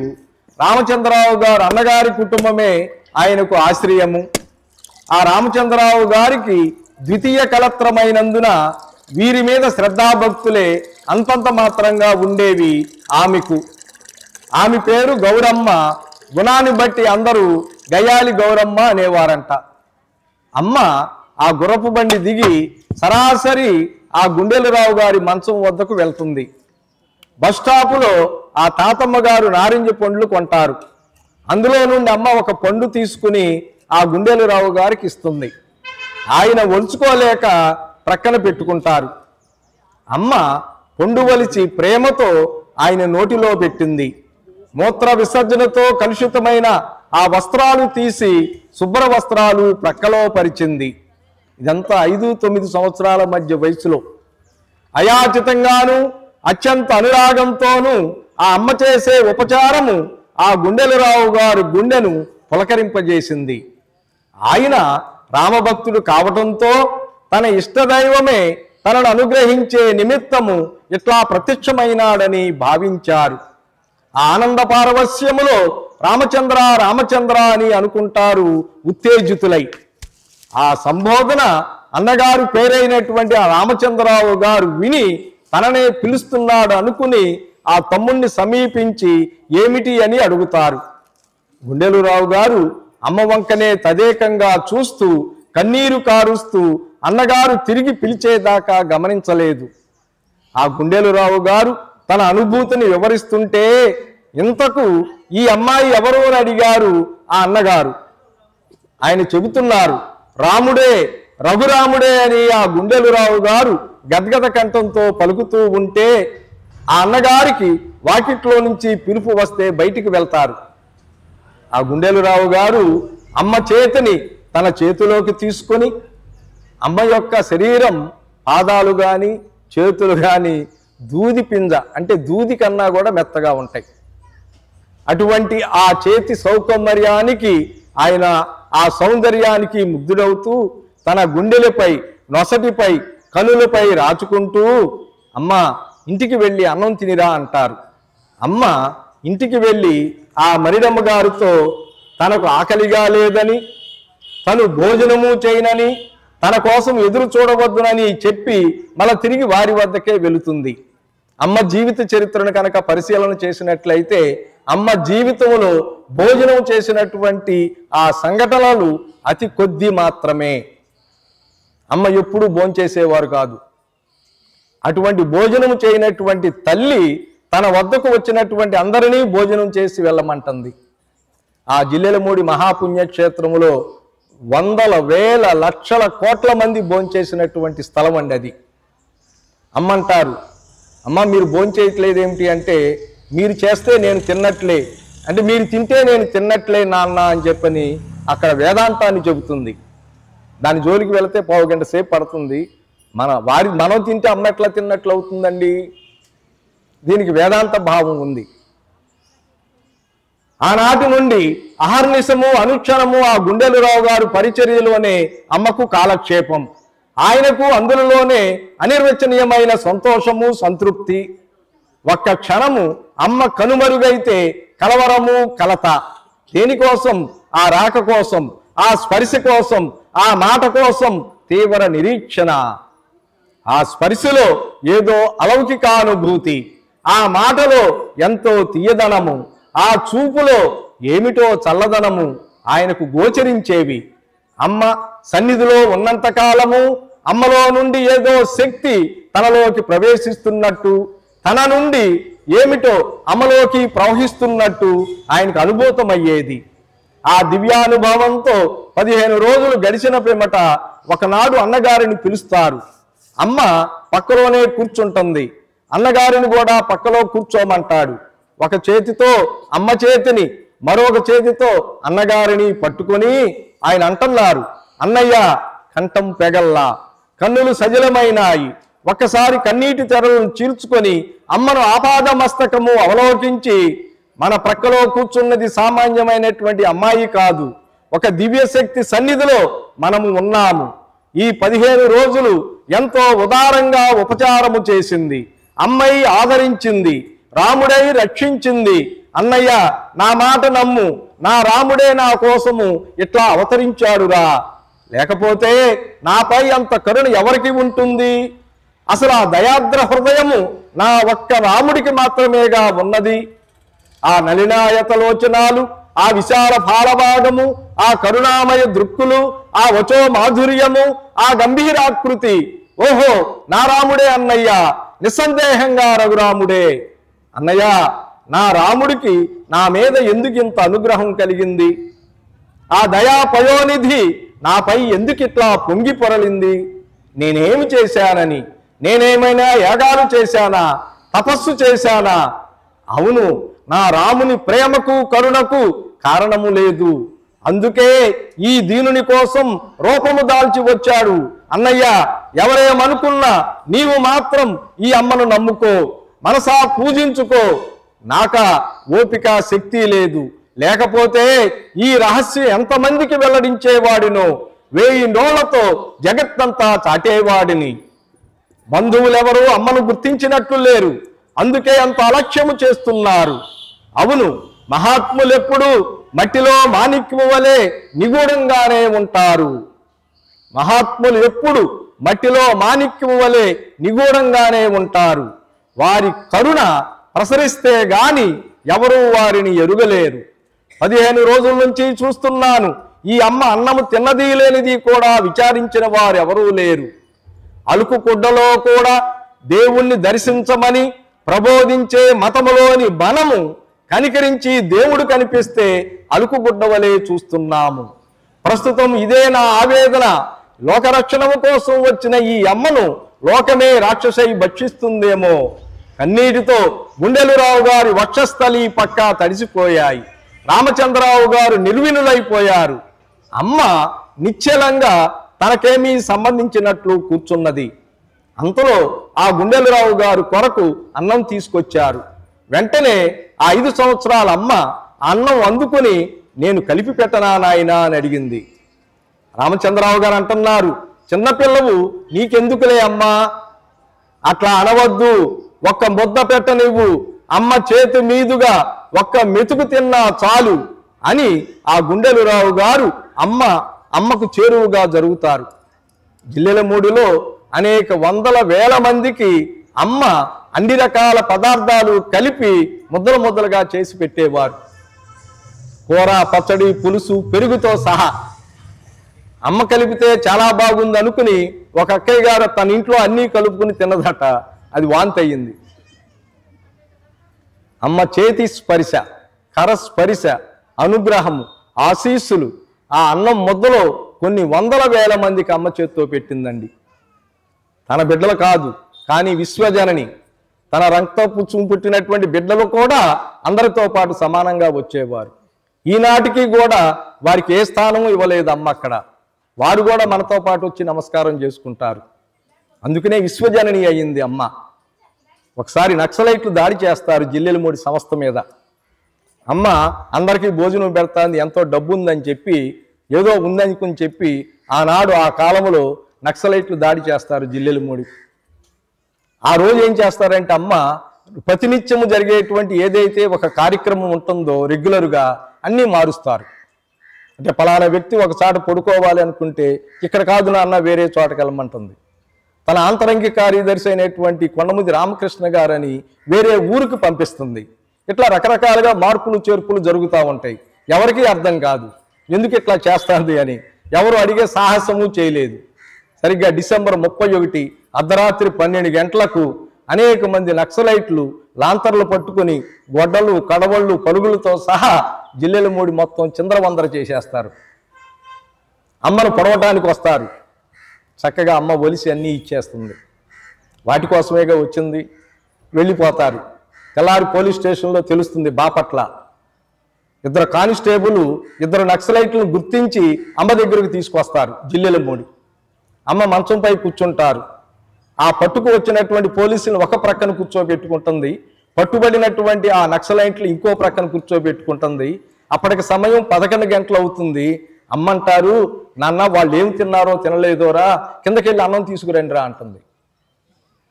అంటే తన మీద దాడి చేయడానికి వచ్చినటువంటి నక్సలైట్లకు కూడా తన బిడ్డలే అనే భావనతో మరి ఆహారం తీసుకొచ్చి కలిపి వాళ్ళ నోట్లో పెడుతుంది. అటువంటి విశ్వజనని అమ్మ. అందుకని అక్కడ అందరూ కూడా అమ్మ గురించి ఒక పాట పాడతారు. తక్కిన తల్లుల తీరు వేరు, మా తల్లి తీరు వేరు. తక్కిన తల్లుల తీరు వేరు, మా తల్లి తీరు వేరు. మ్రొక్కిన వారికి, మ్రొక్కని వారికి మోక్షమిచ్చి తీరు. తక్కిన తల్లుల తీరు వేరు, మా తల్లి తీరు వేరు. తస్కరించిన దొంగ దొరికితే సత్కరించమన్నది. ఎక్కడన్నా లోకంలో జరుగుతుందా? మన ఇంటిలో తస్కరించినటువంటి దొంగ దొరికితే సత్కరిస్తామా? కాదు. వాళ్ళు నా బిడ్డే అంటుంది. తర్వాత అడిగారు, ఎందుకమ్మా వారిని ఇట్లా క్షమించి వారికి సంపద అంతా ఇచ్చావంటే అప్పుడు అమ్మ ఏం చెబుతారంటే, నాన్న నీకు 4 సంతానం ఉన్నారనుకోరా, ఒకడేమో నాన్న నాన్న నాన్న అని బతిమాలి తీసుకుంటాడు కదా, ఇంకొకడేమో ఇస్తావా సస్తావా అని చెప్పని బెదిరించి తీసుకుంటాడు కదా, ఇంకొకడేమో కత్తో కడవలో వేసుకొచ్చి నాకు ఇస్తావా ఇవ్వవా అంటాడు కదా, మరి నీకు ఇవ్వటం తప్పిందంటరా అంటుంది. తప్పలేదుగా తండ్రికి ఏ రకంగా అడిగినా. వీరు అటువంటి వారు నాన్న అంటే అంత అద్వైత సిద్ధాంతంలో ఉంటారమ్మ. ఎక్కడ నెగిటివ్ అనేది కనపడదు, అంతా పాజిటివే. ఎందుకంటే అంతా తన సృష్టే కాబట్టి. అటువంటి అమ్మ వ్రతాన్ని మనం ఈరోజు జరుపుకుంటున్నాం. ఆ తత్వాన్ని తెలుసుకోవటానికే ఈ ప్రయోగాలన్నీ కూడా. అట్లా అనవద్దు, ఒక ముద్ద పెట్ట నీవు అమ్మ చేతి మీదుగా ఒక్క మెతుకు తిన్నా చాలు అని ఆ గుండెలరావు గారు అమ్మకు చెరువుగా జరుగుతారు. అమ్మ అన్నం కలపటం ప్రారంభిస్తుంది. అన్నయ్య ఎందుకైనా సమయము రావాలిరా, అమ్మపై మనకు విశ్వాసం కలగటానికైనా, అమ్మకు మనపై కరుణ కలగటానికైనా ఇందులో ఏది ముందో ఏది వెనుకో చెప్పలేము. అన్నయ్య ఎందుకైనా సమయం రావాలిరా. ఆ సమయం వచ్చింది కాబట్టి ఈనాడు వ్రతం చేసుకుంటున్నాం. ఎప్పటి నుంచో అనుకుంటున్నాం, ఈ రోజు కుదిరింది అంటే సమయం ఆసన్నమైనట్టుగా. ఏమైనా నీవు మాత్రం అమ్మ పాదాలు వదవద్దు, అమ్మపై నమ్మకమే మనకు రక్ష. ఆ గుండెలరావు గారు నంగి మాటలతో అన్నగారికి తన విశ్వాసాన్ని అనుభవాన్ని చెబుతూ ఉంటే అమ్మ అన్నం కలిపి గోరుముద్దలు చేసి చిన్నపిల్లవానికి వలె పసిపిల్లవానికి వలె నోటికి అందించింది. ఆ గుండెలరావు గారి కన్నులతో పాటు అన్నగారి కన్నులు కూడా జలజలా వర్షించాయి. ఆ గుండెలరావు గారు ఆ ముద్దలు మృంగలేక మృంగుతూ దుర్లభమనుకున్న కరుణ అవ్యాజంగాను అయాచితంగాను నాపై ప్రస్తుతమయ్యింది, అదృష్టవంతుని అంటూ ఆనందరసావర్ణంలో మునిగిపోయారు. జై హో మాత. మాతృశ్రీ అనసూయ మహాదేవికి జై. అనసూయ మహాదేవ్యే నమో నమః. ధూపమాగ్రహపయామి. ఇంకో పళ్ళు నివేదన పెట్టండి. ధూర్వసి ధూర్వధూర్వం దంధూర్వయం వయం ధూర్వామః. ధూపమాగ్రహపయామి. స్థాపిత ప్రత్యక్ష దీపం దర్శయామి. ధూపదీపానంతర శుద్ధార్పయామి. తాంబూలం మామూలు తాంబూలం, పండక్కర్లా.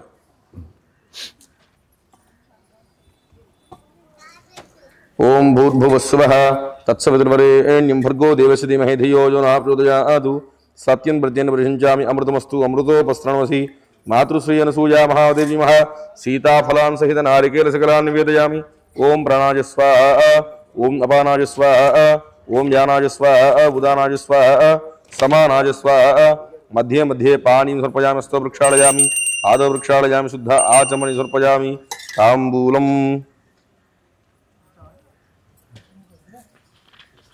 ఊగి ఫలేశకర్పూరే నాగవల్లీదలేరుతం తాంబూలం ప్రతిష్ఠితాం. తాంబూలం సమర్పయామి. తాంబూల చర్మణానంతర శుద్ధ ఆచమనీయం సమర్పయామి. చివరికి రవప్రసాదం చివరి కథకి ఇంటి తాంబూలం అట్లా చూపించిన పర్వాలేదు. ఓం హిరణ్యపాత్రం మధో పూర్ణం దదాతి మధవ్యో దానే దీగదా బ్రహ్మణో భారతి ఏకదైవ యజమానాజుస్తేజో దదాతి. ఓం జయంతి మంగళాకాళి భద్రకాళీ కపాలని దుర్గా క్షమా శివా ధాత్రి స్వాహా స్వధా నమోస్తుతే. అమ్మవారికి అద్దన్నమ్మ. నిత్యశ్రీరస్తు నిత్యమంగళాని భవంతు. సమస్త మంగళాని భవంతు. సత్యాహయతాః ఆశిషయస్సంతు. నీరాజనందరసయామి నమస్కరోమి. కలగద్గోండమ్మ. హర నమ పార్వతీపతయే. హర హర మహాదేవ.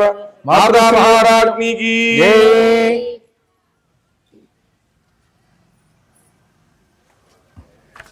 జగదంబాయ జగద్మహే నాగే సపత్మే తన్నో అనసూయా ప్రచోదయాత్. దివ్య సువర్ణ మంత్ర పుష్పం సమర్పయామి. అక్షతలు వేసి మళ్ళీ 2 అక్షతలు 2 గిన్నెలు తీసుకొని 5వ కథ ప్రారంభం అవుతుంది. శ్రద్ధగా వినండి. అనసూయ వ్రత కల్పంలో భాగంగా 5వ అధ్యాయము చివరి అధ్యాయం. హ్యాపీగా ఉందా? చివరిలోకి వచ్చేసాం కదా. ఇక్కడ సత్యనారాయణ స్వామిగా అమ్మ ఒక భక్తుడికి దర్శనమిస్తారు. మనం సత్యనారాయణ స్వామి వ్రతం శుభ కార్యక్రమాల్లో చేసుకుంటూ ఉంటాం కదా. గృహప్రవేశాలప్పుడు, వివాహాలప్పుడు, ఏదైనా ఒక మంచి కార్యక్రమం జరపాలి అనుకున్నప్పుడు దాదాపుగా అందరం కూడా సత్యనారాయణ స్వామి వ్రతాన్ని జరుపుకుంటాం. ఈ సత్యనారాయణ స్వామిగా అమ్మ ఒక భక్తుడికి దర్శనమిస్తారు. అదే ఈ కథ. మనవలో ఉన్న రోజుల్లో అమ్మ ప్రతిరోజు సాధ్యమైనంత వరకు దేవాలయములోనో గంగరాజు పున్నయ్య గారి తోటలోనో కాలక్షేపం చేస్తూ ఉండేది. పున్నయ్య గారి తోటలో చింత చెట్టు క్రిందనే ఎక్కువ కాలం కూర్చుని చింత జిగురు తింటూ కాలం గడిపేది. అమ్మ ఇంటికి రాకపోయినా ఏ పినతండ్రి గారి ఇంటి వద్ద ఉన్నదోలే అని ఎవరూ అమ్మ విషయం పట్టించుకునేవారు కాదు. ఎప్పుడైనా ఇంటికి వచ్చినప్పుడు భోజన విషయం ప్రస్తావనకు వస్తే ఎక్కడో భోజనం చేశానని చెప్పి అమ్మ అన్నం తినేది కాదు. అందువల్ల అమ్మకు ఎక్కువ కాలం ఆ పున్నయ్య గారి తోటలో గడిపేందుకు మంచి అవకాశం లభించింది. ఒక రోజున అమ్మ చింత చెట్టుపై ఒక కొమ్మ మీద కూర్చుని ఉన్నది. తురిమెల్ల వెంకటప్పయ్య గారు చింత చిగురు కోసుకునేందుకు అక్కడకు వచ్చారు. అమ్మ ఎక్కిన చెట్టు క్రిందకు వచ్చి తల పైకి ఎత్తారు ఆయన. చిత్రం, సత్యనారాయణ స్వామి ప్రత్యక్షమైనాడు. ఆ స్వామి ఆయన ఇష్టదైవం. అందుకనే ఇందాక వారు చెప్పింది కూడా, మనం ఏ రూపంలో అయితే ఆరాధన చేస్తూ ఉంటామో భగవంతుడు ఆ రూపంలో కనపడితేనే గుర్తించగలుగుతాం. అందుకని అమ్మని అడుగుతారు, అమ్మ మాకు ఇన్ని రూపాల్లో మీరు దర్శనమిస్తున్నారు అంటే, కాదు నాన్న, మీ ఇష్ట దైవాన్ని నాలో చూసుకుంటున్నారు అని చెప్పేవారు. అమ్మగానే ఉంటారు, కానీ వాళ్ళకి ఆ రూపంలో అట్లా సాక్షాత్కరించడం జరిగేది. మన ఉపాసనాన్ని బట్టి ఆ దేవుడు అట్లా ప్రత్యక్షమవుతూ ఉంటాడు. ఆ స్వామి ఆయన ఇష్టదైవం. అట్లా అయాచితంగా దర్శనమిచ్చేసరికి ఆయన ఆనంద పరవశులయ్యారు. ఆ ఆనంద రసజలదిలో తలములకలవుతూ కరాలు ముకిలించేసరికి ఒక గొడ్లు కాచుకునే పిల్లవాని వలె కనిపించారు. ఆయనకు చికాకు కలిగింది. పానకంలో పుల్ల వలె ఈడు ఎవడో అనుకున్నారు. ఎవరబ్బాయురా, ఇందాకటి నుండి ఎక్కడున్నావు, చెట్టు ఎక్కి ఎంతసేపు అయిందని అడిగారు ఆ వెంకటప్పయ్య గారు కినిసిన కంఠంతో. జవాబు లేదు. పలకవేమిరా హెచ్చు శృతిలో గద్దించారు. సమాధానం వినిపించకపోయేసరికి ఎవరో కుర్రవెదవలే అనుకుని ఒక అనామకుడు పలికితే ఏమి పలకపోతే ఏమని సర్దుకుంటూ, ఏదైతేనేమి నా స్వామి నాకు ప్రత్యక్షమైనాడు అని మురిసిపోతూ ప్రక్క చెట్టు దగ్గరికి వెళ్ళి చిగురు కోసుకోవటం ప్రారంభించారు. చెట్టుపై నుండి అమ్మ చివాలను దూకింది. గౌనుతో ఉన్న అమ్మను వెంకటప్పయ్య గారు చూశారు. మనం 5 సంవత్సరాలు పాపాన్ని అంటున్నాం కదా, గౌను ఎవరేస్తారండి? చిన్నపిల్లలే కదా వేసేది. అందుకని చిన్నతనంలో జరిగినటువంటి సంఘటనలే ఇవన్నీ. గౌనుతో ఉన్న అమ్మను వెంకటప్పయ్య గారు చూశారు. అమ్మ పరుగెత్తింది. ఆయన వెంబడించారు. ఇదేమిటి, ఇన్ని రూపాలు వెంటనే ప్రత్యక్షమైనాయి? ఒకే స్వామి ఇన్ని రూపాలుగా దర్శనమిస్తున్నాడా? లేక ఏదైనా దెయ్యం నన్ను ఆవహించిందా అని ఆ మనసును వికలం చేస్తుందా అని భయవిహ్వలురై ఆ కోసుకున్న కొద్ది చింత చిగురు కూడా నేలపాలు చేసి ఇంటికి పరిగెత్తుతారు. అమ్మ కూడా సరాసరి పరిగెత్తుకొని ఆ వెంకటప్పయ్య గారి ఇంటికే వస్తుంది. అక్కడ ఆడవాళ్ళు గవలాడుతూ ఉంటే చూస్తూ కూర్చుంటుంది. ఇది ఎన్ని సంవత్సరాల క్రితం మాట అండి? 100 సంవత్సరాల క్రితం. 1923 కదా, అంటే అమ్మకి 5 ఏళ్ళు అంటే 28లో సంగతి. ఆనాడు ఆడవాళ్ళు బయట కూర్చుని అప్పుడే గవలాడుకునేవారంట. అరుగులు అందుకనే తయారు చేయించేవారు అప్పట్లో. ఇప్పుడేం జరుగుతుంది? అరుగుల మీద కూర్చుని ఏం చేస్తున్నాం? ఆడిపోసుకుంటున్నాం. అటు వెళ్ళే వాళ్ళ మీద, ఇటు వెళ్ళే వాళ్ళ మీద. ఎవరైనా ఇద్దరు కలిస్తే అరుగుల మీద కూర్చుని ఏమనుకుంటారండి? 2 నిమిషాలు బాగున్నావు అక్కయ్య, బాగున్నావు బాబాయ్ అంటే సరిపోతుంది. మిగతా గంటల కొద్దీ కూర్చున్నామంటే ఏం జరుగుతుంది? అందుకని సత్యసాయిబాబా వారు చక్కగా ఒకే ఒక మాట చెప్పారు, ఎవరైతే పరదోషణ చేస్తారో అంతకు మించిన మహాపాపము లేదు అని చెప్పారు ఆయన. ఎవరం కూడా ఇతరుల గురించి దూషించకూడదు. అమ్మ ఏం చెప్పారంటే, ఈ విషయానికి వస్తే నాన్న, మనిషి మీ దగ్గర లేనప్పుడు వాడి మంచితనం గురించి చెప్పుకోండిరా, వాడు చేసిన మంచితనం. మనిషి దగ్గర ఉన్నప్పుడు విమర్శించుకోండి, ఎదురు బదురు ఉంటారు కాబట్టి మంచి చెడు మాట్లాడుకోవచ్చు. అసలు మనిషి దగ్గర లేనప్పుడు వాడు చేసిన మంచిని గురించి చెప్పుకోమంది అమ్మ. అందుకని మనం కూడా ఇతరులను దూషిస్తానికి మనం ఎవరమండి? పెద్దలు చెబుతారు, ఒకేళ్ళు ఎటు చూపిస్తే 4 ఏళ్ళు ఎటు చూస్తాయంట. అన్నీ తెలుసు మనకి, కానీ భావంలో నిలబడలేకపోతున్నాం. ఆ భావంలో నిలబడటానికే ఈ సాధనలన్నీ. ఏం చేస్తే వ్రతం చేస్తే ఏమొస్తుందండి? పుణ్యం వస్తుంది. పుణ్యం వస్తే ఏమొస్తుందండి? సంపద వస్తుంది. సంపద వచ్చిన తర్వాత ఏం జరుగుతుంది? పెళ్లి చేసుకుంటాం, పిల్లలకి అంటాం, పెద్దవాళ్ళు అవుతారు, మళ్ళీ వాళ్ళకి పెళ్ళిళ్ళ కోసం ప్రయత్నం చేస్తాం, మళ్ళీ వాళ్ళ పిల్లలకి అంటానికి ప్రయత్నం చేస్తాం. ఇంత చేసి మనకు వచ్చే ఆలోచన ఏంటి? అబ్బాయి ఈ సంసారంలో ఎన్నో బాధలు ఉన్నాయని మనం భావిస్తూ మళ్ళీ మన పిల్లలకి పెళ్ళిళ్ళు చేయటానికి ఆలోచిస్తాం. అంటే మన బాధలు వాడు కూడా పడాలనా? కాదు కాదు. పుట్టాము అంటే మోక్షానికి మార్గం అనేక గ్రంథాలు, అనేక ప్రవచనాలు, అనేక మంది మహాత్ముల ద్వారా మనకు తెలియపరచబడ్డారు. వాటిని పాటించలేక ఇదిగో ఈ బాధల్లో చిక్కుకొని, ఈ కష్టాలు ఎదుర్కొని ఎందుకు వచ్చావరా ఈ సంసారంలోకి అనుకుంటూ ఉన్నాం. సంసారం ఎప్పుడు బాధ కాదు, హాయే. ఆ పెద్దలు చెప్పినటువంటి రీతిలో కనుక మనం నడుచుకోగలిగినట్లయితే ఆ జీవితం హాయిగా వెళ్ళిపోతుంది. కష్టాలు వస్తాయి, అమ్మని అడుగుతారు, అమ్మ మేము ఇన్ని పుణ్య కార్యక్రమాలు చేస్తున్నాం, ఇన్ని దేవతా దర్శనాలు చేస్తున్నాం, అనేక అన్నదానాలు చేస్తున్నాం, అనేక సత్రాలు కట్టిస్తున్నాం, అనేక గుళ్ళు గోపురాలు కట్టిస్తున్నాం, అయినా మాకు ఈ కష్టాలు ఎందుకు వస్తున్నాయి అమ్మా అని అడిగారు. ఈ మధ్యకాలంలోనే మనకు రతన్ టాటా గారు అని చెప్పని భారతదేశంలోనే అపర దానకర్ణుడు ఆయన. అటువంటి రతన్ టాటా గారు మరి ఆయన చనిపోయారు కదా శరీరం బాధతో. కాబట్టి ఇది అనివార్యం, పుట్టాము కాబట్టి వెళ్ళిపోవటం అనేటువంటిది అనివార్యం. మరి ఇన్ని కార్యక్రమాలు చేసినా కష్టాలు ఎందుకు వస్తున్నాయి అని అడిగారు అమ్మని. అమ్మ చాలా చక్కగా చెప్పారండి సమాధానం. ఇది చాలా అవసరం మనకి. నాన్న, ఇన్ని పూజలు, ఇన్ని వ్రతాలు, ఇన్ని దానాలు చేసినందువల్ల వచ్చే కష్టాలు ఆపు చేయటం కోసం కాదు నాన్న, వచ్చిన కష్టాన్ని తట్టుకోవటానికి రా. ఈ వచ్చే బాధలు కష్టాలు ఆపు చేయటం కోసం కాదంటండి ఇవన్నీ. ఆ బాధ ఏదైతే వచ్చిందో శరీరానికో మనసుకో దాన్ని తట్టుకోవటానికి నాన్న ఇవన్నీ. బాధలు లేనిదే జీవితమే లేదండి అమ్మ. సముద్రానికి అలలు ఎంత సహజంగా వస్తూ వెళుతూ ఉంటాయో ఈ జీవితానికి బాధలు అంత సహజం నాన్న. చాలా చక్కగా చెప్పారు, నిక్కచ్చిగా చెప్పారు. బాధ లేని జీవితమే జీవితం కాదంట. అయితే ఇన్ని చేయటం ఎందుకు ఈ సాధనలు? ఆ వచ్చిన బాధను బాధ అని అనిపించుకోకుండా చేస్తుందంట భగవంతుడు. అంటే ఆ తట్టుకునే శక్తిని ఇస్తారు మనకి.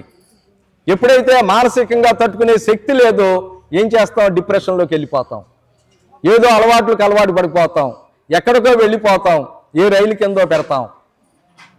వాటిని తప్పించుకోవడం కోసమే ఈ ఆధ్యాత్మిక సాధన. ఎప్పుడైతే ఇటువంటి సాధనలో దిగామో మనసుకి సమచిత్తం ఏర్పడుతుంది. ఏది వచ్చినా ఇది ఇంతేలే, పెద్ద పెద్ద వాళ్ళకే వచ్చింది, మనకెంతలే. ఎప్పుడైతే మనకెంతలే అనుకుంటామో అది తేలిక అయిపోతుంది. కాదు నాకే వచ్చింది అనుకుంటామో బాధలోకి గురైపోతాం. అట్లా అమ్మ చిన్న చిన్న మాటలతో ఈ సమాజానికి అనేక సందేశాలు ఇచ్చారు. భార్య అంటే ఎవరమ్మా అని అడిగారు అమ్మని. భావం తెలుసుకుని ప్రవర్తించేది భార్య నాన్న అని చెప్పింది అమ్మ. మరి భర్త అంటే ఎవరమ్మా అని అడిగారు. బాధ్యత తీసుకుని ప్రవర్తించేవాడు భర్తరా అని చెప్పింది. భావం తెలుసుకుని ప్రవర్తించేది భార్య అంట, బాధ్యత తీసుకుని ప్రవర్తించేవాడు భర్త అంట. ఈ రెండు సక్రమంగా ఉంటే కుటుంబాల్లో కలహాలు ఎందుకు వస్తాయన్నీ? కానీ ఎక్కడో లోపం జరుగుతుంది. ఆ భావంలోకి వెళ్ళలేకపోతున్నాం. అందుకని ఒక ఆవిడ చమ్మని అడుగుతారు, అమ్మ అందరిలో భగవంతుడు ఉన్నాడని అంటున్నారు కదా, ఆ భావం నిలబడటానికి నన్ను ఏ సాధన చేయమంటావు అని ఒక సామాన్య గృహిణి అమ్మ వచ్చి అడుగుతుంది అమ్మని. అది చెప్పాలంటే వేదాంతం 5 రోజులు పడుతుంది. కానీ అమ్మ చాలా సింపుల్గా చెప్పారు ఆ అక్కయ్య గారికి, ఏమీ లేదే, నీ కూతుర్ని కోడల్ని ఒకే రకంగా చూసుకో, అదే వస్తుంది పో అంది. ఎవరు అయితే ఆ కూతుర్ని కోడల్ని ఒకే రకంగా చూస్తామో అందరిలో భగవంతుడు ఉన్నాడనేటువంటిది అర్థమవుతుందంటండి. ఎంత సింపుల్గా చెప్పిందండి. ఆచరిస్తున్నావో లేదో ఎవరి మనసుకి వాళ్ళకి. ఎవరైతే ఆచరించామో అందరిలో ఉంది వాడే అనేటువంటి భావం వస్తుందంట. సింపుల్ కదా, కూతుర్ని కోడల్ని ఒకే రకంగా చూస్తే ఎంత హాయి. ఉండమనే చెప్పేది, దానికోసమే ఇవన్నీ.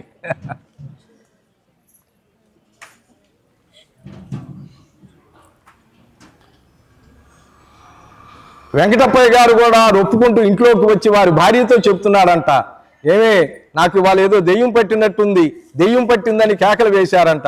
ఆమెమో ప్రశ్నార్థకంగాను ఆశ్చర్యంగాను ఆ వెంకటప్పయ్య గారు వంక చూసింది. చింతచిగురు కోసం పున్నయ్య గారి తోటకు వెళ్ళాను, అక్కడ నా ఇష్టదైవమైన సత్యనారాయణ స్వామి సాక్షాత్కారం అయ్యింది. ఆ దర్శనంతో నా హృదయము ఆనంద ప్రఫుల్లం అయ్యింది, నా జీవితమే ధన్యమైందని భావించాను. కానీ మనకు ఏమి కీడు మూడనున్నదో ఆ మూర్తి వెంటనే ఒక మాల పిల్లవాడి వలె పరివర్తన చెంది నా హృదయాన్ని శకల శకాలుగా విచ్ఛిన్నం చేసింది. అంతలోనే ఒక చక్కని ఆడపిల్ల వలె కనిపించి పరిగెత్తి కనుచూపుకు అందలేదు అంటూ అక్కడే ఉన్న అమ్మ వంక చూస్తున్నాడు ఆయన. చూస్తూ అంటూ, ఈ అమ్మాయికి ఆ అమ్మాయి పోలికలు ఉన్నాయి, ఈ అమ్మాయి వచ్చి ఎంతసేపు అయిందని అడిగారు. మీరు వచ్చే ముందే వచ్చింది అన్నది ఆయన భార్య రంగమ్మ గారు. చెట్టు దూకింది నీవేనా అమ్మా అని అమ్మని అడిగారు ఆ వెంకటప్పయ్య గారు. నేనే మావయ్య. నీవేనా? అవును. మరి ఆ మాల పిల్లవాడికి ఎటువైపు కూర్చున్నావు? మాలవాడిని నేను చూడలేదు మావయ్య. మరి నన్నైనా చూసావా? అని నిన్ను చూశాను. మరి నన్ను చూసినప్పుడు ఆ మాల పిల్లవాడు ఎందుకు కనపడలేదు అని ఆ ప్రశ్నేస్తేనండి 5 సంవత్సరాల బాలిక అమ్మ తత్వం చెబుతాందండి. నన్ను చూసినప్పుడు మరి మాల పిల్లవాడు ఎందుకు కనపడలేదు అని అడిగితే అమ్మ అంటాంది, వాడు మావాడు కావటం చేత మాల పిల్లవాడుగా కనపడలేదు అంది. ఎంత విశ్వజననీ తత్వం అండి. చిన్నప్పుడే మనమేంటో విభజన చేస్తున్నాం. తల్లి కదా, వాడు నావాడు కావటం చేత మాలవాడుగా కనపడలేదంట. మరి ఇంకొకరిగా అన్నా చూసావా? లేదు, ఒకరిగానే చూశాను. నిజం చెప్పు పిల్ల అని వెంకటప్పయ్య గారు అమ్మ చెవి పట్టుకుంటారు. వెంటనే అమ్మ అదృశ్యమై ఎదురుగా మళ్ళీ సత్యనారాయణ స్వామి నిలబడతారు. ఆయనకి విద్యుత్ఘాతం తగిలినట్లు కేక వేస్తారు. ఆ రంగమ్మ గారు భయపడి పరిగెత్తుకు వస్తుంది. ఆ వెంకటప్పయ్య గారు నేలపై పడిపోయి, నా ఇష్టదైవం కనిపించాడు, నా ఇష్టదైవం కనిపించాడు, ఈ అనసూయ మామూలు పిల్ల కాదు, నా ఇష్టదైవమైన సత్యనారాయణ స్వామియే ఈ అనసూయ అని పరవరిస్తుంటే ఆ ఇరుగు పొరుగు వారందరూ గుమి కొడతారంట. అలా ఒక రకంగా ఊహాగానం చేస్తారంట. కొందరేమో పైచపు భ్రమ అంటారు, మరికొందరేమో పిశాసి ఆవేశించిందేమోనని భావిస్తారు. ఏమీ అర్థం కాక ఆ భార్య రంగమ్మ గారు అమ్మను సమీపించి అసలు ఏమైందమ్మా అని అడుగుతుంది. ఇక్కడ కూడా వేదాంతం చెబుతుంది అమ్మ, టైం సరిపోదు. అసలు ఏమిటో తెలిస్తేగా, అసలు తెలియదు, జరిగేదా కనపడుతూనే ఉన్నది అంటుంది అమ్మ. అది కాదమ్మా, చెట్టు దగ్గర ఏం జరిగింది, అప్పుడు నీవు ఎక్కడున్నావు అని ఆ రంగమ్మ గారు కుతూహలంగా అడుగుతుంది. నన్ను 2 నిమిషాలు. నేను రోజు ఆ తోటకు వెళ్తాను, వెళ్ళి ఆ చెట్టుపై కూర్చుంటాను. నాలో ఈ రోజు విశేషమేమీ లేదు, వారి అనుభవం ఏమిటో నాకు తెలియదు అంటుంది అమ్మ అమాయకంగా. అంతే అయి ఉంటుంది. పగలు నడిజామును వెళ్ళాడు కదా, భయపడి ఉంటారు, ఈ అమ్మాయిని చూసి భ్రమపడి ఉంటారు అని అక్కడ ఉన్న వాళ్ళు కొంతమంది సతటానికి ప్రయత్నం చేస్తూ ఉంటారు. మనకు కూడా అంతే, మనకేదో అనుభవం జరుగుతుంది, కానీ చాలా మంది వచ్చి గుమికూడు ఏమంటారు, తల ఒక మాట అనేస్తారు. అనటం చాలా తేలిక కదా, సలహా చెప్పటం కానీ. ప్రపంచంలో ఏది తేలికంటే ఇతరులకు సలహా చెప్పటం అంట. అమ్మ మెల్లగా ఇంటికి బయలుదేరుతుంది. తర్వాత 1 గంటకు వెంకటప్పయ్య గారు సృహలోకి వస్తారు. ఆ రోజు నుండి అమ్మ ఎక్కడ కనిపించినా ఈ అమ్మాయి తన ఇష్టదైవం సత్యనారాయణ స్వామి అనుకుని చేతులు ముక్కులించి నమస్కారం చేస్తూ ఉండేవారు. ఆ వెంకటప్పయ్య గారు చాలా పేదవారు పాపం. మంచినీళ్ల బిందులు మోసుకొని జీవనం గడిపేవారు. కానీ ఒక నిమిషం ఆగండిరా, బయటకు వచ్చాయి. వెంకటప్పయ్య గారు చాలా పేదవారు, మంచినీళ్ల బిందులు మోసుకుని జీవనం గడిపేవారు. కానీ ఆ రోజు నుండి ఆయనకి అన్ని విషయాల్లోనూ బాగా కలిసి రావటం మొదలయ్యింది. అది తన ఇష్టదైవమైన సత్యనారాయణ స్వామి అనుగ్రహమేనని విశ్వసించి ప్రతి ఏకాదశికి వ్రతం జరుపుకొని ఉపక్రమించారు. ఈనాటికి కూడా జిల్లెలమూడిలో ప్రతి ఏకాదశి నాడు అమ్మ వ్రతం చేస్తారు. అమ్మ దేవాలయంలో ఎవరైనా వచ్చి పాల్గొనవచ్చు. ఒక ఏకాదశి నాడు వారు సత్యనారాయణ స్వామి వ్రతం జరుపుకుంటున్నారు. అమ్మ అక్కడికి వెళ్తుంది. నేను పుట్టింది ఏకాదశి నాడే అంటుంది. అయితే నీకు పుట్టినరోజు పండుగ చేయమంటావా అని ఆ రంగమ్మ గారు అడుగుతుంది. ఈ రోజు ఆశ్లేష నక్షత్రము కదా, కనుక మీరు చేసేది నా పూజయే అన్నది నిశ్చితంగా అమ్మ. వారంటారు, మేం చేసేది సత్యనారాయణ స్వామి వ్రతమమ్మ అంటుంది ఆ రంగమ్మ గారు. సత్యమైన వ్రతమంతా నాకే అన్నది అమ్మ. సత్యనారాయణ స్వామి వ్రతం అంటే సత్యమైన వ్రతం. ఎవరైతే ఈ సత్యమైన వ్రతం చేస్తారో అదంతా నాకే అంటుంది అమ్మ. ఎందుకంటే అమ్మ అంటే తల్లి అంటే ఇందాక చెప్పుకున్నాం కదా, తొలి తల్లి అంటే తొలి. ఆ తొలి ఎవరు అంటే అమ్మ. కాబట్టి మనం ఏది చేసినా కూడా ఆవిడికే చెందుతుంది. అవును, సత్యస్వరూపిణి అమ్మ. ఏ నామమైనా తనదేనని, ఏ వ్రతమైనా తనకేనని, సర్వ సృష్టి తనదేనని, అందరికీ సుగతేనని చాటిన జగజ్జనని జగదీశ్వరి అయిన అమ్మ వ్రతం, అనసూయ వ్రతం చేసుకున్న విన్న సకల సౌభాగ్య సంపదలతో పుత్ర పౌత్రాభివృద్ధితో వెలసిల్లుతారనేది నిత్య సత్యం, నిత్య సత్యం, నిత్య సత్యం. జై హో మాత. జగజ్జనని అనసూయా మహాదేవికి, ప్రేమామృతవర్షిణి అనసూయా మహాదేవికి, రాజరాజేశ్వరి స్వరూపిణి అనసూయా మహాదేవికి, అన్నపూర్ణేశ్వర అనసూయా మహాదేవికి. కొన్ని నక్షత్రాలు అక్కడ వేసి కొన్ని నక్షత్రాలు అక్కడ తీసుకొని శిరస్సు మీద వేసి మీ దగ్గర ఉన్నటువంటి రవ ప్రసాదాన్ని నివేదన చేయండి. అక్షతాన్ శిరధారయేదు శాంతిరస్తు పుష్టిరస్తు ధనధాన్య సమృద్ధిరస్తు మాతృశ్రీ అనసూయా మహాదేవి దివ్యానుగ్రహ సిద్ధిరస్తు తథాస్తు. అక్షత్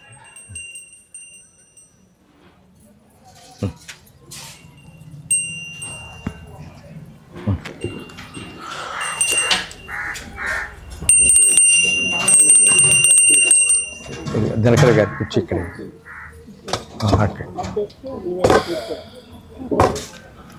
రండి దినకరన్న గారు రండి. మల్లికార్జున ఎక్కడున్నాడు? బట్టలు ఎక్కడున్నాయి? అమ్మ వస్త్రాలు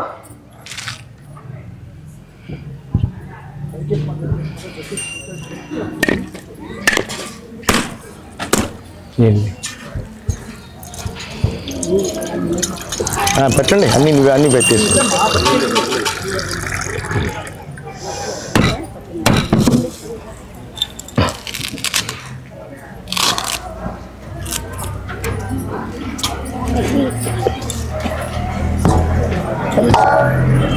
జయ హో మాతా శ్రీ అనసూయ రాజరాజేశ్వరి శ్రీ పరాత్పరి. జయ హో మాతా శ్రీ అనసూయ రాజరాజేశ్వరి శ్రీ పరాత్పరి. జయ హో మాతా శ్రీ అనసూయ రాజరాజేశ్వరి శ్రీ పరాత్పరి. మహానివేదన. రాజరాజేశ్వరి శ్రీ పరాత్పరి. జయ హో మాతా శ్రీ అనసూయ రాజరాజేశ్వరి శ్రీ పరాత్పరి. జయ హో మాతా శ్రీ అనసూయ రాజరాజేశ్వరి శ్రీ పరాత్పరి. జయ హో మాతా శ్రీ అనసూయ రాజరాజేశ్వరి శ్రీ పరాత్పరి. జయ హో మాతా శ్రీ అనసూయ రాజరాజేశ్వరి శ్రీ పరాత్పరి. జయ హో మాతా శ్రీ అనసూయ రాజరాజేశ్వరి శ్రీ పరాత్పరి. జయ హో మాతా శ్రీ అనసూయ రాజరాజేశ్వరి శ్రీ పరాత్పరి. జయ హో మాతా శ్రీ అనసూయ రాజరాజేశ్వరి శ్రీ పరాత్పరి. జయ హో మాతా శ్రీ అనసూయ రాజరాజేశ్వరి శ్రీ పరాత్పరి. ఓం భూర్భువస్సువః నవప్రసాద నివేదన భర్గో దేవస్య ధీమహి ధియో యో నః ప్రచోదయాత్. సత్యం భృతేన పరిహంజామి అమృతమస్తు అమృతోపస్రణమసి. మాతృశ్రీ అనసూయా మహాదేవ్యై నమో నమః. నాగేశ్వర స్వామినే నమః. అనసూయాత్మజ హైమవతి మహాదేవ్యై నమో నమః. అవసరార్థ నారికేల సకల సహిత కాశ్మీర ఫల సహిత బీజాపూర ఫల సహిత ముద్గర ధాన్య సహిత మధుర పానీయ సహిత గుడ పదార్థం సహిత కదలీ ఫలాన్ సహిత మహానైవేద్యం సమర్పయామి. క్షీరాన్నం నివేదయామి. ఓం ప్రాణాయ స్వాహ. ఓం అపానాయ స్వాహ. ఓం యానాయ స్వాహ. ఓం ఉదానాయ స్వాహ. ఓం సమానాయ స్వాహ. ఓం బ్రహ్మణే నమః. అన్నపూర్ణే సదాపూర్ణే శంకర ప్రాణవల్లభే జ్ఞాన వైరాగ్య సిద్ధ్యర్థం భిక్షాం దేహి చ పార్వతీ మాతా చ పార్వతీ దేవి పితా దేవో మహేశ్వరః బాంధవా శివభక్తాశ్చ స్వదేశో భువనత్రయం. మహానైవేద్యం సమర్పయామి. మధ్యే మధ్యే పాణిం సమర్పయామి. హస్తో ప్రక్షాళయామి. పాదో ప్రక్షాళయామి. ముఖేషు శుద్ధ ఆచమనీయం సమర్పయామి. నా కుర్చీ తాంబూలం వెనకమాల పూగీఫలైస్య కర్పూరైర్నాగవల్లేదలైర్యుతం ముక్తాచూర్ణ సమాయుక్తం తాంబూలం ప్రతిగృహ్యతాం. తాంబూలం సమర్పయామి. తాంబూలం చూపించిన తర్వాత అమ్మవారు ఒక్క వేసుకున్న తర్వాత గొంతు పట్టకుండా అనే భావనతో అమ్మవారికి నీళ్లు చూపించి వదిలిపెట్టండి. నీళ్లు తాగమ్మా అని. తాంబూల చర్వణానంతరం శుద్ధ ఆచమనీయం సమర్పయామి. నీరాజనం ఎక్కువ వేసి పళ్ళు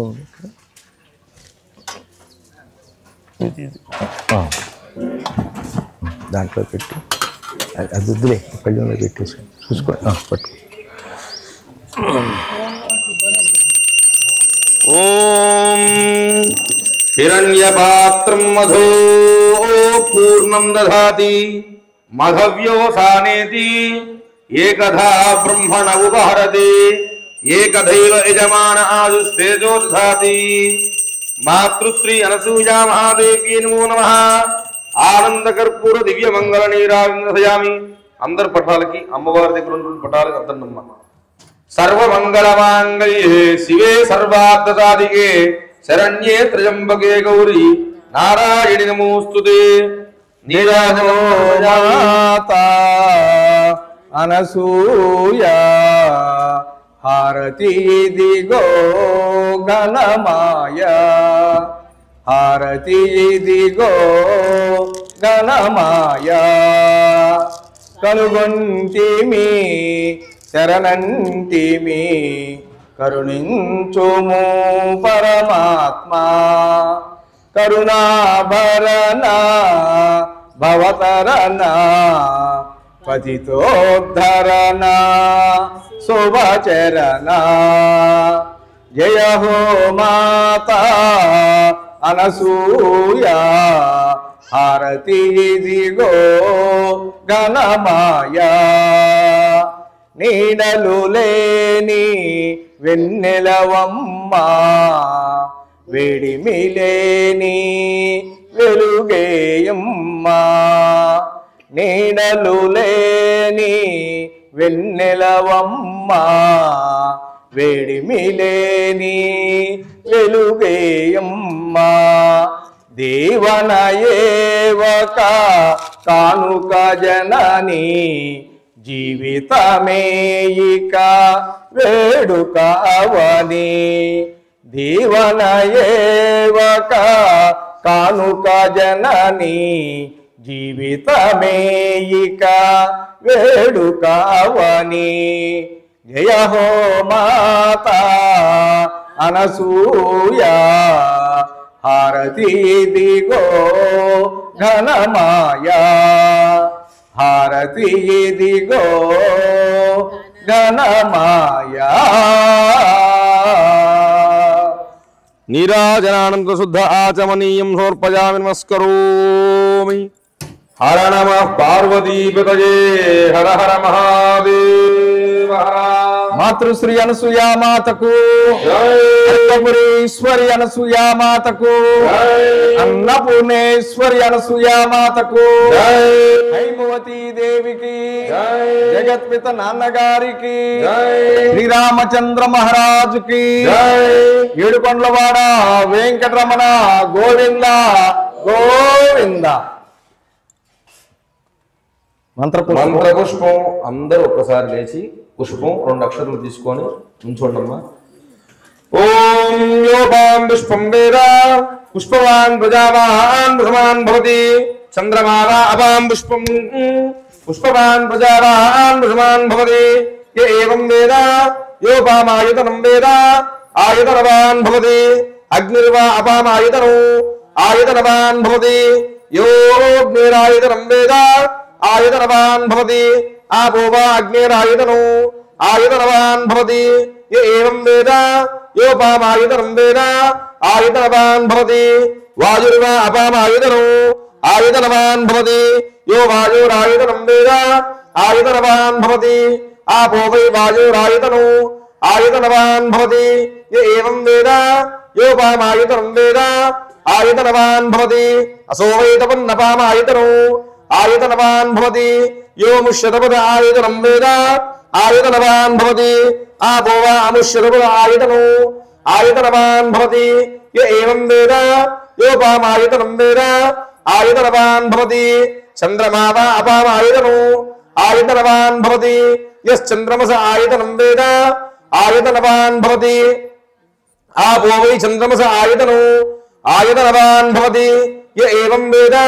యోపామాయతనం వేద ఆయతనవాన్ భవతి నక్షత్రాణి వా అపామాయతనం ఆయతనవాన్ భవతి యో నక్షత్రాణామాయతనం వేద ఆయతనవాన్ భవతి ఆపో వై నక్షత్రాణామాయతనో ఆయతనవాన్ భవతి య ఏవం వేద యోపామాయతనం వేద ఆయతనవాన్ భవతి పర్జన్యో వా అపామాయతనో ఆయతనవాన్ భవతి యః పర్జన్యస్యాయతనం వేద ఆయతనవాన్ భవతి ఆపో వై పర్జన్యస్యాయతనో ఆయతనవాన్ భవతి య ఏవం వేద యోపామాయతనం వేద ఆయతనవాన్ భవతి సంవత్సరో వా అపామాయతనం ఆయతనవాన్ భవతి యత్ సంవత్సరస్యాయతనం వేద ఆయతనవాన్ భవతి ఆపో వై సంవత్సరస్యాయతనో ఆయతనవాన్ భవతి య ఏవం వేద యో సునామం ప్రతిష్ఠితాం వేద ప్రత్యేవ తిష్టతి కిం తద్విష్ణోర్బలమాహుః ఆదిత్య కిం పరాజనం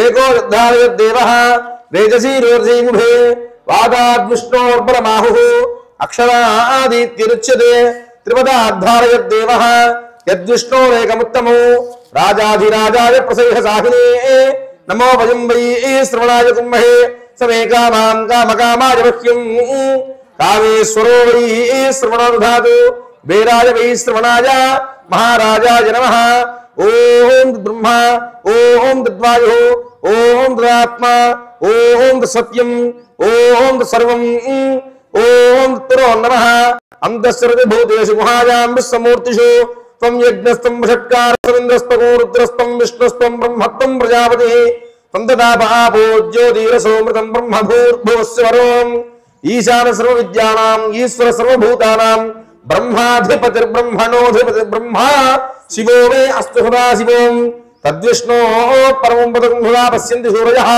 దివి మచక్షురాతతో తద్విప్రాసో పణ్యవోజాగ్రువాం సస్సవింధతే విష్ణోర్యత్ పరమం పదో ఋతకం సత్యం పరం బ్రహ్మం పురుషం కృష్ణలింగరో ఊర్ధ్వరేతం విరూపాక్షం విశ్వరూపాయ నమో నమః ఓం జాతవేదసే సునవామసోమరాతి యతో నిదహాతి వేదః సనఃపరుషదతి దుర్గాణి విశ్వానాదేవ సింధుం దురితాత్యగ్నిః తామగ్నివర్ణాం తపసా జ్వలంతీం వైరోచనీం కర్మఫలేషు దుష్టాం దుర్గాం దేవీగుం శరణమహం ప్రపద్యే సుతరసితరసే నమః అగ్నే త్వం పారయానవ్యో అస్మాన్ స్వస్తిభృతి దుర్గాణి విశ్వా హూశ్చ పృథ్వీ బహుళాన ఉర్వీభవాతోకాయతనయాయ సంయో విశ్వానినో దుర్గా జాతవేద సింధున్న నావా దుర్జాతి పురుషి అగ్నే త్రివన్మనసా గుణానోస్మాకం భోజ్య విదాతనూనాం హృదనాజితకోతహనానముగ్రమగ్నిగుంహువేవ పరమాశస్తాతు సనఃపరుషదతి దుర్గాణి విశ్వాక్షామప్దేవో అతిదురితాత్యగ్నిః రత్నోసి కమేఢ్యోధ్వరేర్సనాశ్చ హోదానవ్యచ్చ స్వస్తి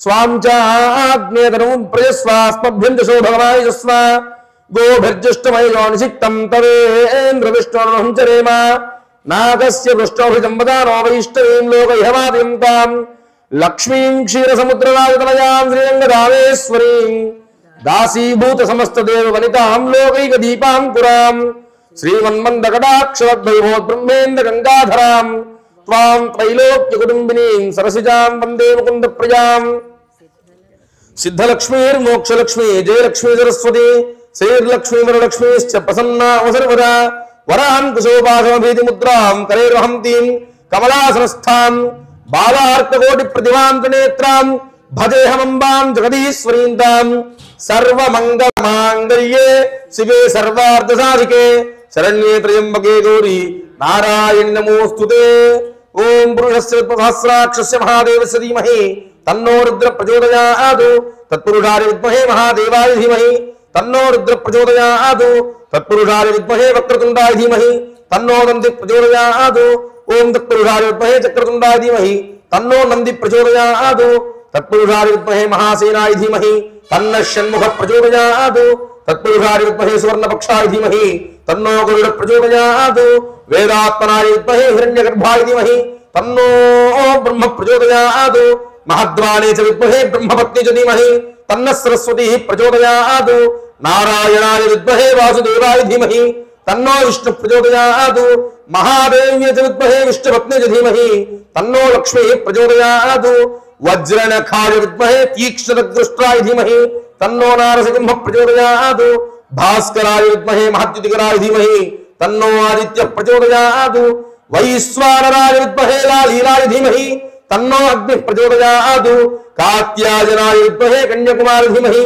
తన్నో దుర్గి ప్రచోదయాదు దయామూర్తి విద్మహే అనసూయాత్మజాయ ధీమహి తన్నో హైమవతి ప్రచోదయాదు నాగేశ్వరాయ విద్మహే అనసూయేశ్వరాయ ధీమహి తన్నో జగత్పితా ప్రచోదయాదు జగదంబాయ విద్మహే నాగేశపత్ని ధీమహి తన్నో అనసూయా ప్రచోదయాదు యో వేదాదేశ్వర ప్రోక్తో వేదాంతే చ ప్రతిష్ఠితః తస్య ప్రకృతియస్య యఃపరస్య మహేశ్వరీం శ్రీ మాతృశ్రీ అనసూయా మహాదేవ్యై నమః తవ పాదారవిందయోః వేదోక్త దివ్య సువర్ణ మంత్ర పుష్పాంజలి సమర్పయామి. అక్కడ అమ్మవారి దివ్య చరణాల దగ్గర పుష్పాలు పెట్టేసి అక్షతలు పెట్టి అందరూ కూర్చోండి. ప్రదక్షిణ చేసినట్టుగా ఒకసారి భావన చేసుకోండి. యాని కాని జపాపాని జన్మాంతర కృతాని జాతాని తాని ప్రసిద్ధి ప్రదక్షిణం పదే పదే ఆవోహం భావకర్ణాహం భావాత్మ భావ సంభవీం త్రాహిమాం కృపయాదేవి శరణాగత వత్సలే అన్యథా శరణం నాస్తి త్వమేవ శరణం తవ మమానుకోనందరు తస్మాత్ కారుణ్యభావేన చెప్పండి. రక్ష రక్షో మాతృశ్రీ అనసూయా మహాదేవి నమో నమః. పునః పూజాంచ కరిష్యే. ఉంగరం వెళ్తే ఒకసారి నీళ్లు ముట్టుకోండి అమ్మా. కలశంలోవి అక్షతలు వేస్తూనండి.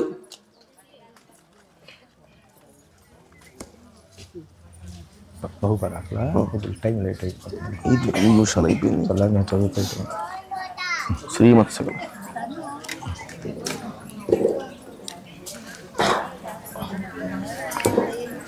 శ్రీమత్సకల జనమానస వశీకరుణాద్భుత ప్రశాంత పరమ సుందర మంగళకాంతి రేఖా విరాజిత మహనీయాకార బహుపరాగు చారుతరవచో మాధురీ పరాజిత సుధాసారా బహుపరాగు కేవల కరుణా కటాక్ష వీక్షణ ప్రసార ప్రసమిత దుర్జన దురాశయ ప్రస్తారా బహుపరాగు విజ్ఞాన వజ్య గాంభీర్య గుణ సజ్జ పరాభూత పారావారా బహుపరాగు నిరుపమాన నిత్యలతా సముల్లాస పరిహసత వినర్మలాంబరా బహుపరాగు శ్రీమద్రంగాంబికా గర్భసుక్తి ముక్త ఫలీభూత బహుపరాగు శ్రీమద్ బ్రహ్మాండ వంశ సాగర రాకా సుధాకర శ్రీమన్నాగేశ్వరకర పరిగృహీత బహుపరాగు శ్రీమదర్కపురీ రమ్య మందిర దివ్య సంకేత బహుపరాగు అచింత్యానంత భువనైక మోహన కళ్యాణ గుణ సముపేత బహుపరాగు సర్జనాచర జగన్నికర సృష్టి స్థితి లయ హేతుభూత బహుపరాగు శ్రీమదనసూయా మహామాతా కీ జై.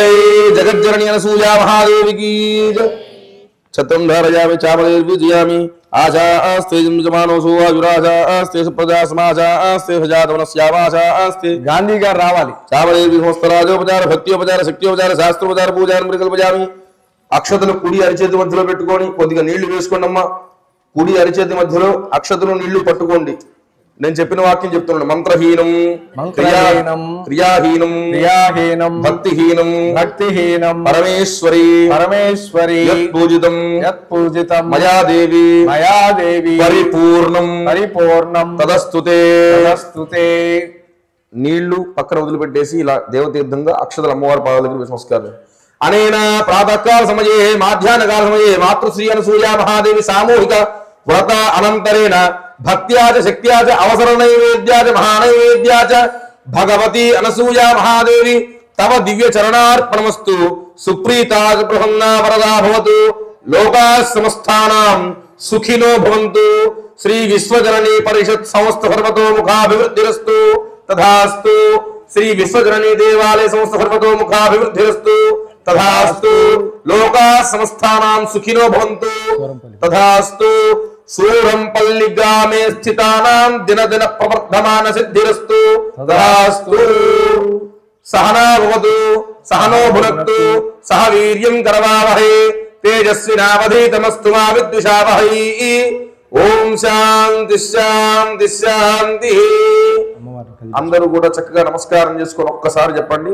అపరాధ అపరాధ సహస్రాణి సహస్రాణి క్రియంతే క్రియంతే అహర్నిశం అహర్నిశం మయా మయా దాసోయం దాసోయం ఇతి మాం మత్వా మత్వా క్షమస్వ క్షమస్వ అనసూయ అనసూయ మహాదేవి మహాదేవి నమో నమః నమో నమః మమ మమ సర్వ సర్వ సకల సకల అపరాధాన్ అపరాధాన్ క్షమ్యతాం. క్షమ్యతాం. నమస్కారం చేసుకుని అమ్మవారికి మనస్సులో ఉన్నటువంటి వాంఛ ఏదైతే ఉంటుందో ఆవిడ దివ్య చరణాల దగ్గర పెట్టండి ఆ యొక్క కోరికను. యజమానస్య మనస్సంకల్ప మనోభీష్ట సిద్ధిరస్తు తథాస్తు. అక్కడ మీకు పీఠం చేసిన అమ్మవారి పీఠాన్ని పీఠాన్ని ఒకసారి కదిలించండి. కదిలించండి యథాస్థానం. యజ్ఞేన యజ్ఞమైన దేవాః తాని ధన్వాన్యాసనతే హనాకం మహిమానసనేత్ర పూర్వే సాధ్యాస్మితి దేవాః. మాతృశ్రీ అనసూయా మహాదేవ్యై నమో నమః. యథాస్థానం ప్రవేశయామి శోభనార్థే క్షేమాది పునరాగమనాయ చ. ఈరోజు మనం చక్కగా అమ్మవారి యొక్క కార్యక్రమం పూర్తయింది. అయితే కాలాతీతం అయింది. అమ్మవారికి ఆకలిగా ఉండటం ఇష్టం ఉండదు కనుక తొందరగా మనం అమ్మ ప్రసాదాన్ని తీసుకోవడానికి సిద్ధమవుతూ దానికి ముందుగా ఇటువంటి ఈ మహాయజ్ఞానికి తలపెట్టినటువంటి ఈ యజ్ఞానికి సహకారం అందించినటువంటి మన పెనుగొండ గాంధీ గారి కుటుంబానికి అమ్మవారి యొక్క వస్త్రప్రసాదం ఉంటుంది. 2 నిమిషాలు. మా సంస్థ పెద్దలైనటువంటి శ్రీ ఎం దినకర్ గారు వారు జిల్లెలమూడి ఆస్థానానికి కొన్ని సంవత్సరాలు వారి జీవితాన్నంతా త్యాగం చేసి ఇండియన్ ఎక్స్ప్రెస్లో సంపాదకులుగా ఉన్నటువంటి వారు అనేక కంపెనీలకు ప్రెసిడెంట్గా పనిచేసి ఎన్నో వందల కోట్ల వ్యాపారాన్ని ఆ కార్మికులకు ఇచ్చినటువంటి వారు అమ్మ చెబితే ఆ ఉద్యోగాన్ని వదిలి అన్నపూర్ణాల యొక్క బాధ్యతను ఆ విశ్వజననీ పరిషత్ యొక్క బాధ్యతను తీసుకొని ఇప్పుడు దాదాపుగా 80 సంవత్సరాలు దాటినటువంటి ఆ మహానుభావుడు మనం ఈ కార్యక్రమానికి విచ్చేయటం జరిగింది. వారి చేతి మీదుగా అమ్మవారి యొక్క ప్రసాదాన్ని గాంధీ గారి కుటుంబ సభ్యులు మన శ్రీనివాసు ప్రసన్న అట్లాగే ఆ వంశానికి వంశోద్ధారకుడైనటువంటి ఆ వంశీని కూడా అమ్మవారికి ఆ వస్త్ర ప్రసాదాన్ని బహుకరిద్దాం. మీరందరూ రండి రండి. మంత్రం చదవండి. ఇక్కడే శ్రీకాంత్ గారు కాస్త ఇదేమో వాళ్ళిద్దరికి, ఇదేమో వంశీ కుర్రోడికి, ఇదేమో గాంధీ గారికి. మంత్రం చదవండి. తీసుకోండి అమ్మ ప్రసాదం. ఇది రండి శ్రీనివాస్ మీరు రండి. వారికి ఈ శాలువా ఇవ్వండి. శాలువా ఉంది ఎక్కడ అది ఒకటి గాంధీ గారికి ఒక పెద్ద ఆయనకి. ఓం యుగం వస్త్రాణి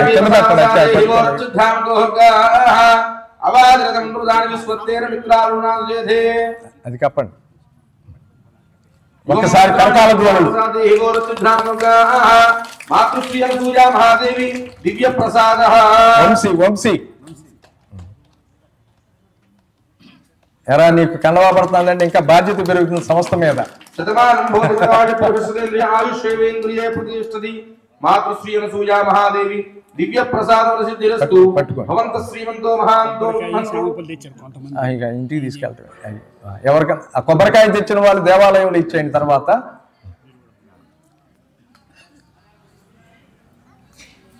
ఇంతవరకు చక్కగా అమ్మ ప్రసాదాన్ని వారికి అందించడం జరిగింది. చివరగా 3 నిమిషాలు వేద ఆశీర్వచనం. ఎవరు అయితే ఈ వ్రతాచరణలో పాల్గొన్నామో అందరికీ కూడా మన వేద ఆస్థాన పండితులు వేద ఆశీర్వచనం ఇస్తారు. 3 నిమిషాలు అందరం కళ్ళు మూసుకుని కూర్చుందాం, చక్కగా విందాం. వేదం గురించి అర్థం కాకపోయినా ఆ వేద మంత్రాలు మన చెవిలో దూరతే ఆ ఉన్నటువంటి ఆ తుప్పు ధూళి అంతా కూడా వెళ్ళిపోతుందని శాస్త్రం చెప్పింది. అమ్మని అడిగారు వేదాంతం అంటే ఏంటమ్మా అంటే, చెప్పేవాడికి వినేవాడికి అర్థం కాందే వేదాంతం అని చెప్పింది అమ్మ. కానీ ఆ వేద మంత్రాల గురించి మనకు తెలియకపోయినా ఆ మంత్ర ఘోష అంటారు దాన్ని. అటువంటి చక్కటి అవకాశం మనకు అమ్మవారి సంస్థ ద్వారా ఉంది కాబట్టి ఒక 3 నిమిషాలు అందరూ కళ్ళు మూసుకుని కూర్చోవలసిందిగా ప్రార్థిస్తున్నా. చివరి ఘట్టం ఇది. ఓం యో వైతాం బ్రహ్మణో వేద అమృతేనాభృతాం పురీం తస్మై బ్రహ్మతి బ్రహ్మాచ ఆయుః కీర్తిం ప్రజాం విదుః భాగదయేనైవైనం ప్రణయతి బ్రాహ్మణ ఆరుషేయ ఉద్ధరేతు బ్రాహ్మణో వై సర్వా దేవతాః సర్వాభిరేవైనం దేవతాభిరుద్ధరతి యావతీర్వై దేవతాస్థాః సర్వా వేదవిది బ్రాహ్మణే వసంతి తస్మాత్ బ్రాహ్మణేభ్యో వేదవిద్యో దివేదివే నమస్కుర్యాన్న శ్రీరంగే త్వయేదేత ఏవ దేవతా ప్రీణాతి పర్యాప్య అనంతరాయాయ సర్వస్తోమోదిరాత్ ప్రభుత్వ మహద్భవతి సర్వస్యాప్యై సర్వస్య జిత్యై సర్వమేవ తేనాప్నోతి సర్వం జయతి శతం జీవ శరదో వర్తమాన ఇత్యభినిగమో భవతి శతమితి శతం దీర్ఘమాయుర్వరుతయేన వర్ధయంతి శతమేనమేవ శతాత్మానం భవతి శతమనంతం భవతి శతమైశ్వర్యం భవతి శతమితి శతం దీర్ఘమాయుః ఆయుర్ద అగ్ని హవిషో నిశానో భృత ప్రతీకో ఘృతజో నిరేధి ఘృతం వేత్వా మధుచారుగవ్యం విదేవ పుత్రమభిరక్షదాదినం పశ్యతి పుత్రం పశ్యతి పౌత్రం ప్రజా పశుభిర్మిథునేత్యాయతే యస్యైవం విదుషోగ్నిహోత్రం జిక్వతే యభుజేన దేవం వేద అధ్యాస్మ హవ్యేర్నమసోపసద్య మిత్రం దేవం మిత్రధేయన్నోమస్తు అనోరాధాన్ హవిషా వర్ధయంతః శతం జీవేమ శరదస్య వీరాః త్రీణి వై దేవానాముగ్ధాని త్రీణి ఛందాగూసి త్రీణి సవనాని ప్రజ ఇమే లోకాః అర్ధ్యామేవ తద్వీర్య ఏషు లోకేషు ప్రతిష్ఠతి సంజ్ఞానం విజ్ఞానం ప్రజ్ఞానం జాననభిజానతు సంకల్పమానం ప్రకల్పమానో వకల్పమానో వక్లుప్తం గుప్తం శ్రేయోవసీయ ఆయుః సంభూతం భూతం చిత్రః కేతు ప్రభానాభాం సంభాం జ్యోతిష్మాగుస్తేజస్మానాగమగ్గుస్తపన్న భిదపన్నో రోచనో రోచమాన శోభన శోభమాన కళ్యాణ శ్రియమేవావరుందే సీదేవాతే పునర్నివేత్యాః క్షేమో వై రాష్ట్రస్య సీతో వాతః క్షేమమేవావరుంధే శతవానం భవతి శతాయుః పురుషస్య తేంద్రియ ఆయుష్యేవేంద్రియే ప్రతిష్ఠతి నాగేశ్వర స్వామి సహిత అనసూయా మహాదేవి పరిపూర్ణ దివ్యానుగ్రహ కటాక్ష సిద్ధిరస్పతి భవంత శ్రీమంతో మహాంతో అనుగృహంతు తథాస్తు ఏనయోర్ దంపత్యోః విశేషితః శ్రీ పరమేశ్వరీ స్వరూపిణి రాజరాజేశ్వరీ స్వరూపిణి అన్నపూర్ణేశ్వరి స్వరూపిణి లలితా పరమేశ్వరీ స్వరూపిణి అనసూయా మహాదేవి దివ్యానుగ్రహ ప్రసాద సిద్ధిరస్తు భవంత శ్రీమంతో మహాంతో అనుగృహంతు తథాస్తు సూరంపల్లి గ్రామే స్థితానాం దినదిన ప్రవర్ధమాన సిద్ధిరస్తు తథాస్తు లోకాః సమస్తానాం సుఖినో భవంతు. ఓం శాంతి శాంతి శాంతి. అందరూ నమస్కారం చేసుకొని చెప్పండి సభాయై నమః సభాయై నమః సభాయై నమః సభాయై నమః సభాయై నమః. సభాయై. స్వస్తి ప్రజాభ్య పరిపాలయంతాం న్యాయేన మార్గేణ మహీం మహీషాః గోబ్రాహ్మణేభ్య సువస్తు నిత్యం లోకాః సమస్తానాం సుఖినో భవంతు. అందరూ నమస్కారం చేసుకొని చెప్పండి ధర్మస్య జయోస్తు ధర్మస్య జయోస్తు ధర్మస్య జయోస్తు ధర్మస్య జయోస్తు అధర్మస్య నాశోస్తు అధర్మస్య నాశోస్తు అధర్మస్య నాశోస్తు అధర్మస్య నాశోస్తు విశ్వస్య కళ్యాణమస్తు విశ్వస్య కళ్యాణమస్తు విశ్వస్య కళ్యాణమస్తు విశ్వస్య కళ్యాణమస్తు గవాం సంరక్షణమస్తు గవాం సంరక్షణమస్తు గవాం సంరక్షణమస్తు గవాం సంరక్షణమస్తు లోకాః సమస్తాః లోకాః సమస్తాః సుఖినో భవంతు. సుఖినో భవంతు. ఓం శాంతి శాంతి శాంతి. హరి ఓం తత్సతు. మీరు ఏదైతే ఈ పూజా ద్రవ్యాలతో అమ్మవారికి వ్రతం చేసుకున్నారో అవన్నీ కూడా ఇంటికి తీసుకువెళ్ళండి. అమ్మవారి ఫోటోను మీకు ఇష్టం వచ్చినటువంటి ఇంట్లో ప్రదేశంలో ఒక చోట పెట్టి ప్రతిరోజు నమస్కారం చేసి అమ్మ ఇదిగో ఈ పని మీద బయటికి వెళ్తున్నాను నన్ను ఆశీర్వదించు అని చెప్పని ఒక చిన్న మాట అమ్మకి మనం అమ్మకి ఎట్లా అయితే చెప్పుకుంటామో అట్లా చెప్పుకుని బయటికి వెళ్ళి ఆ పని నిర్విఘ్నంగా నెరవేర్చమని కోరుకుందాం. ఇప్పుడు చక్కగా మనం ఏదైతే ఈ కార్యక్రమానికి సహకరించారో అందరికీ కృతజ్ఞతలు తెలుపుకుంటూ, మరి ముఖ్యంగా మా బొద్దనపల్లి ప్రకాష్ గారు, ఎందుకంటే 4 రోజుల నుంచి వారు అనేక వారికి పరిచయం ఉన్నటువంటి కుటుంబాలందరికీ కూడా ఈ వ్రతం గురించి చెబుతూ ఉన్నారు. మరి ఉదయం నుంచి కూడా వారు ఈ కార్యక్రమంలో పాల్గొని ఇది ఎంత విజయవంతం అవటానికి అమ్మవారి అనుగ్రహంతో పాటు వారి కృషి కూడా ఉంది. కాబట్టి అందరికీ కూడా అమ్మవారి శుభాశీస్సులు కలగాలని ప్రార్థిస్తూ జై హో మాత.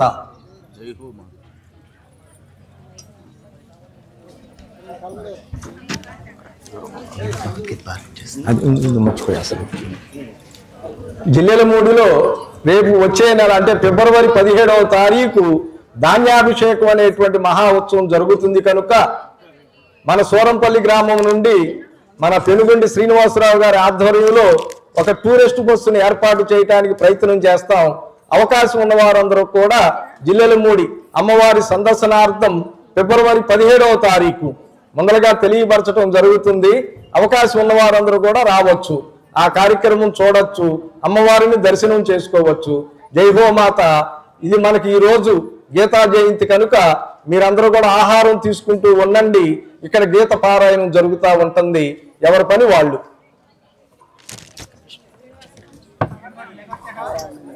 అరే ఆ కవర్లో చెప్పాను.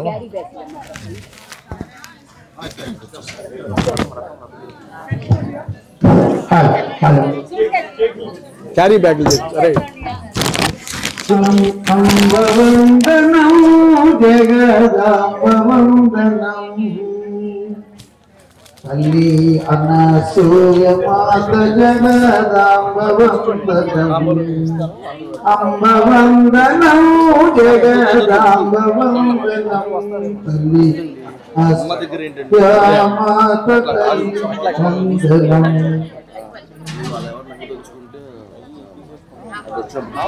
పారిజాతముల మించిన పాదములకు వందనం పారిజాతముల మించిన పాదములకు వందనం పాలాలోచనుని రాణి పార్వతి వందనం పాలాలోచనుని రాణి పార్వతి వందనం అంబవందనం జగదాంబవందనం తల్లి కంపు కంటి రాణి కళ్యాణి వందనం